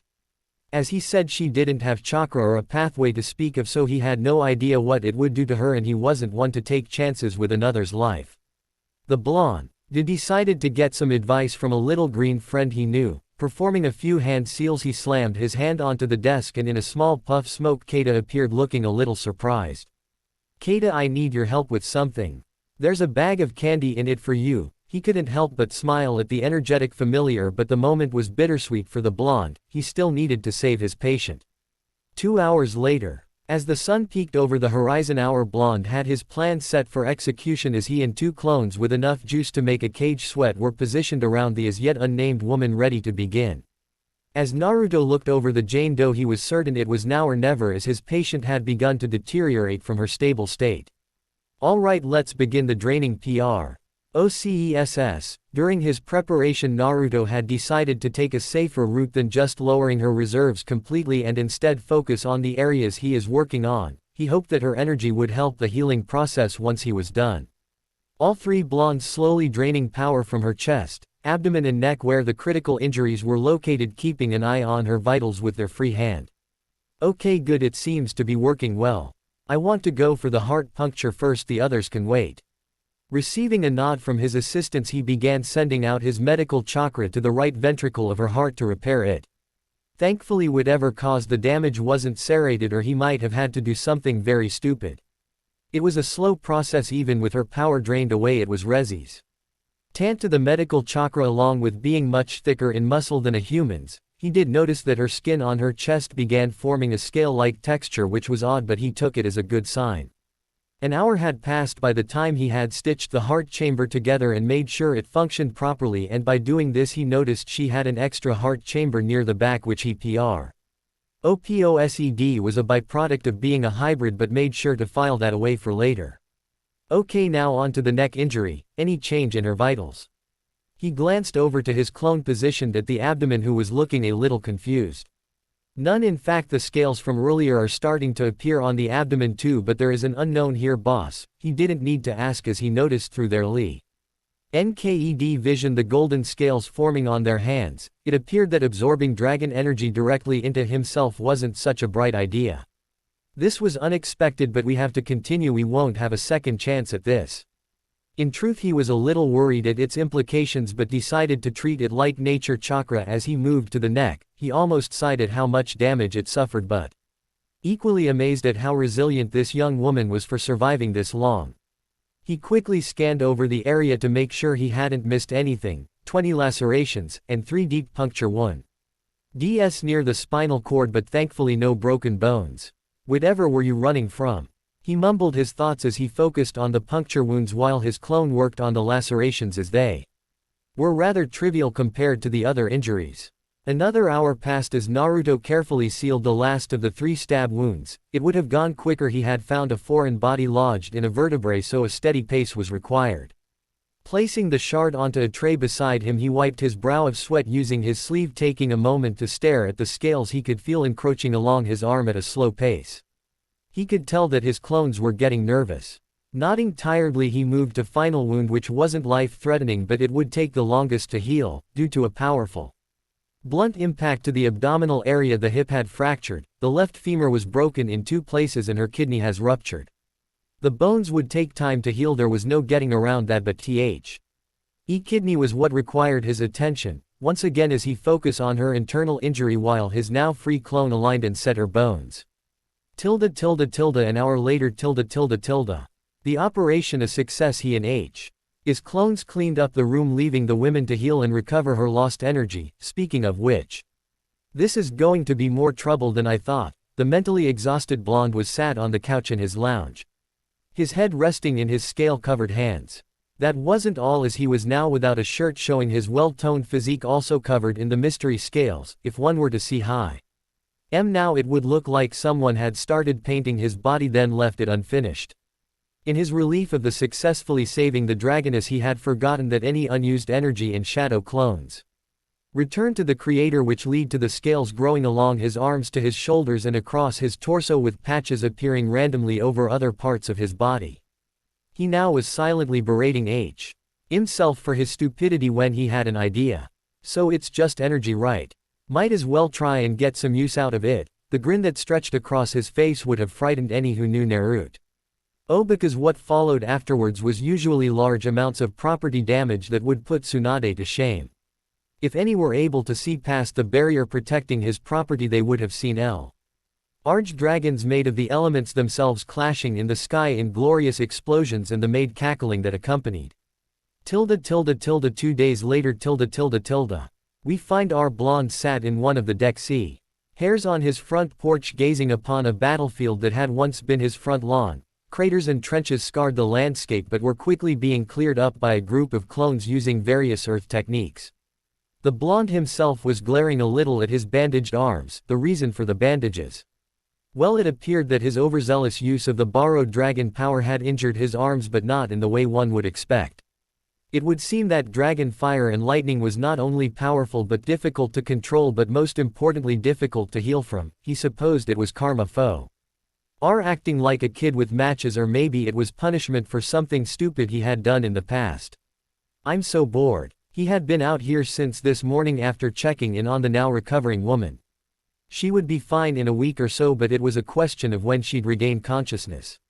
It was becoming irritating not knowing her name. Alright, I'm going out for lunch, don't wait up foe. Me, he yelled out to the clones as he walked to town. He decided to unseal his guitar just in case he finds a good place to play. In the town cafe district. As Naruto walked along the path towards a cafe, he was deep in thought about his recent development, not the Jane Doe but the scales from last night. He could still feel them on his skin, but when he looked he couldn't see them. They were waiting to be triggered by something, but what? When he had spent all the energy he'd collected last night, the scaled skin faded to his normal tan color, even the texture had disappeared, unlike his patience. It was something he would have to ask the girl when she awoke, but when would that be? She could easily stay unconscious for a month at most, he had seen it before. The sage was so deep in thought he didn't sense the girl around the corner until thump, hey watch it, came the angry cry of a young perplet currently glaring at the blonde from her spot on the ground. I'm so sorry, I wasn't looking where I was going. Here, he extended his only unbandaged hand to help her up, pausing for but a moment when she took it. She was going to yell at the blonde for the hit but couldn't find it in herself to do so when she saw his injured arms and instead mumbled a thanks as she dusted herself of. During this, Naruto looked over the girl and remembered her as the one speaking in a foreign language at the mall. It helped she was wearing the same clothes as last time.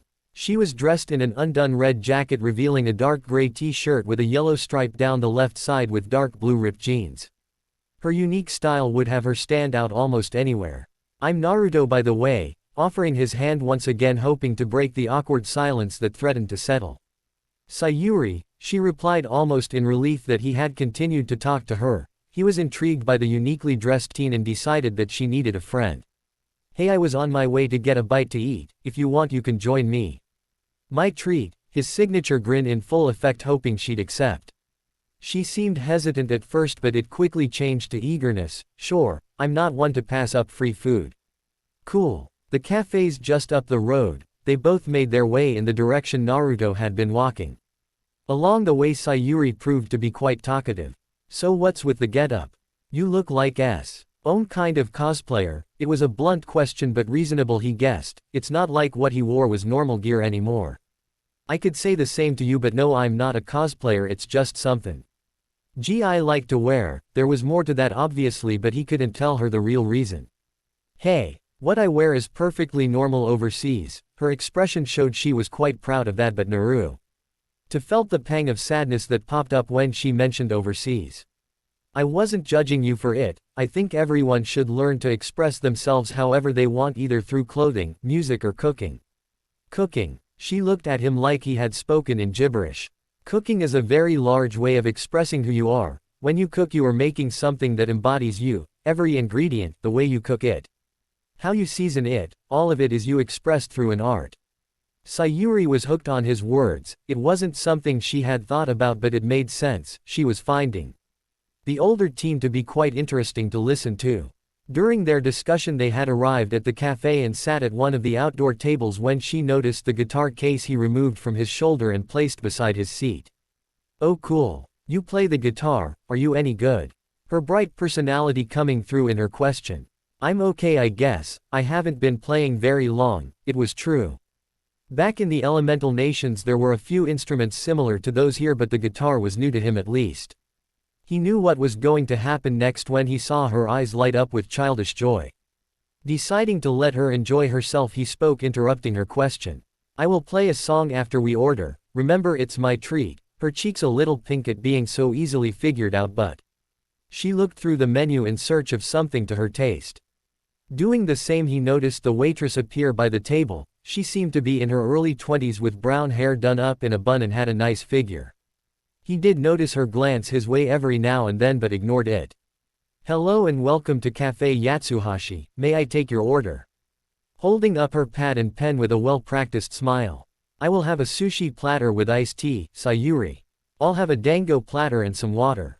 Okay, your orders will be with you shortly. Leaving the two alone, Sayuri turned to look at Naruto with expectant eyes. Alright, I'll play you a song, okay? No need to rush. He bent down and retrieved his guitar, its appearance receiving a variety of looks from the other cafe customers. What kind of guitar is that? He was expecting the question since its ominous or cool appearance in his opinion was very unusual. He smiled slyly. Ward's Kuo Academy and a certain crimson-haired mistress. That's it for today, I will stop here. I hope you all enjoyed this video. If you please consider subscribe and make sure to hit that like button, share with your friends, and don't forget to check out my Patreon. Details in description.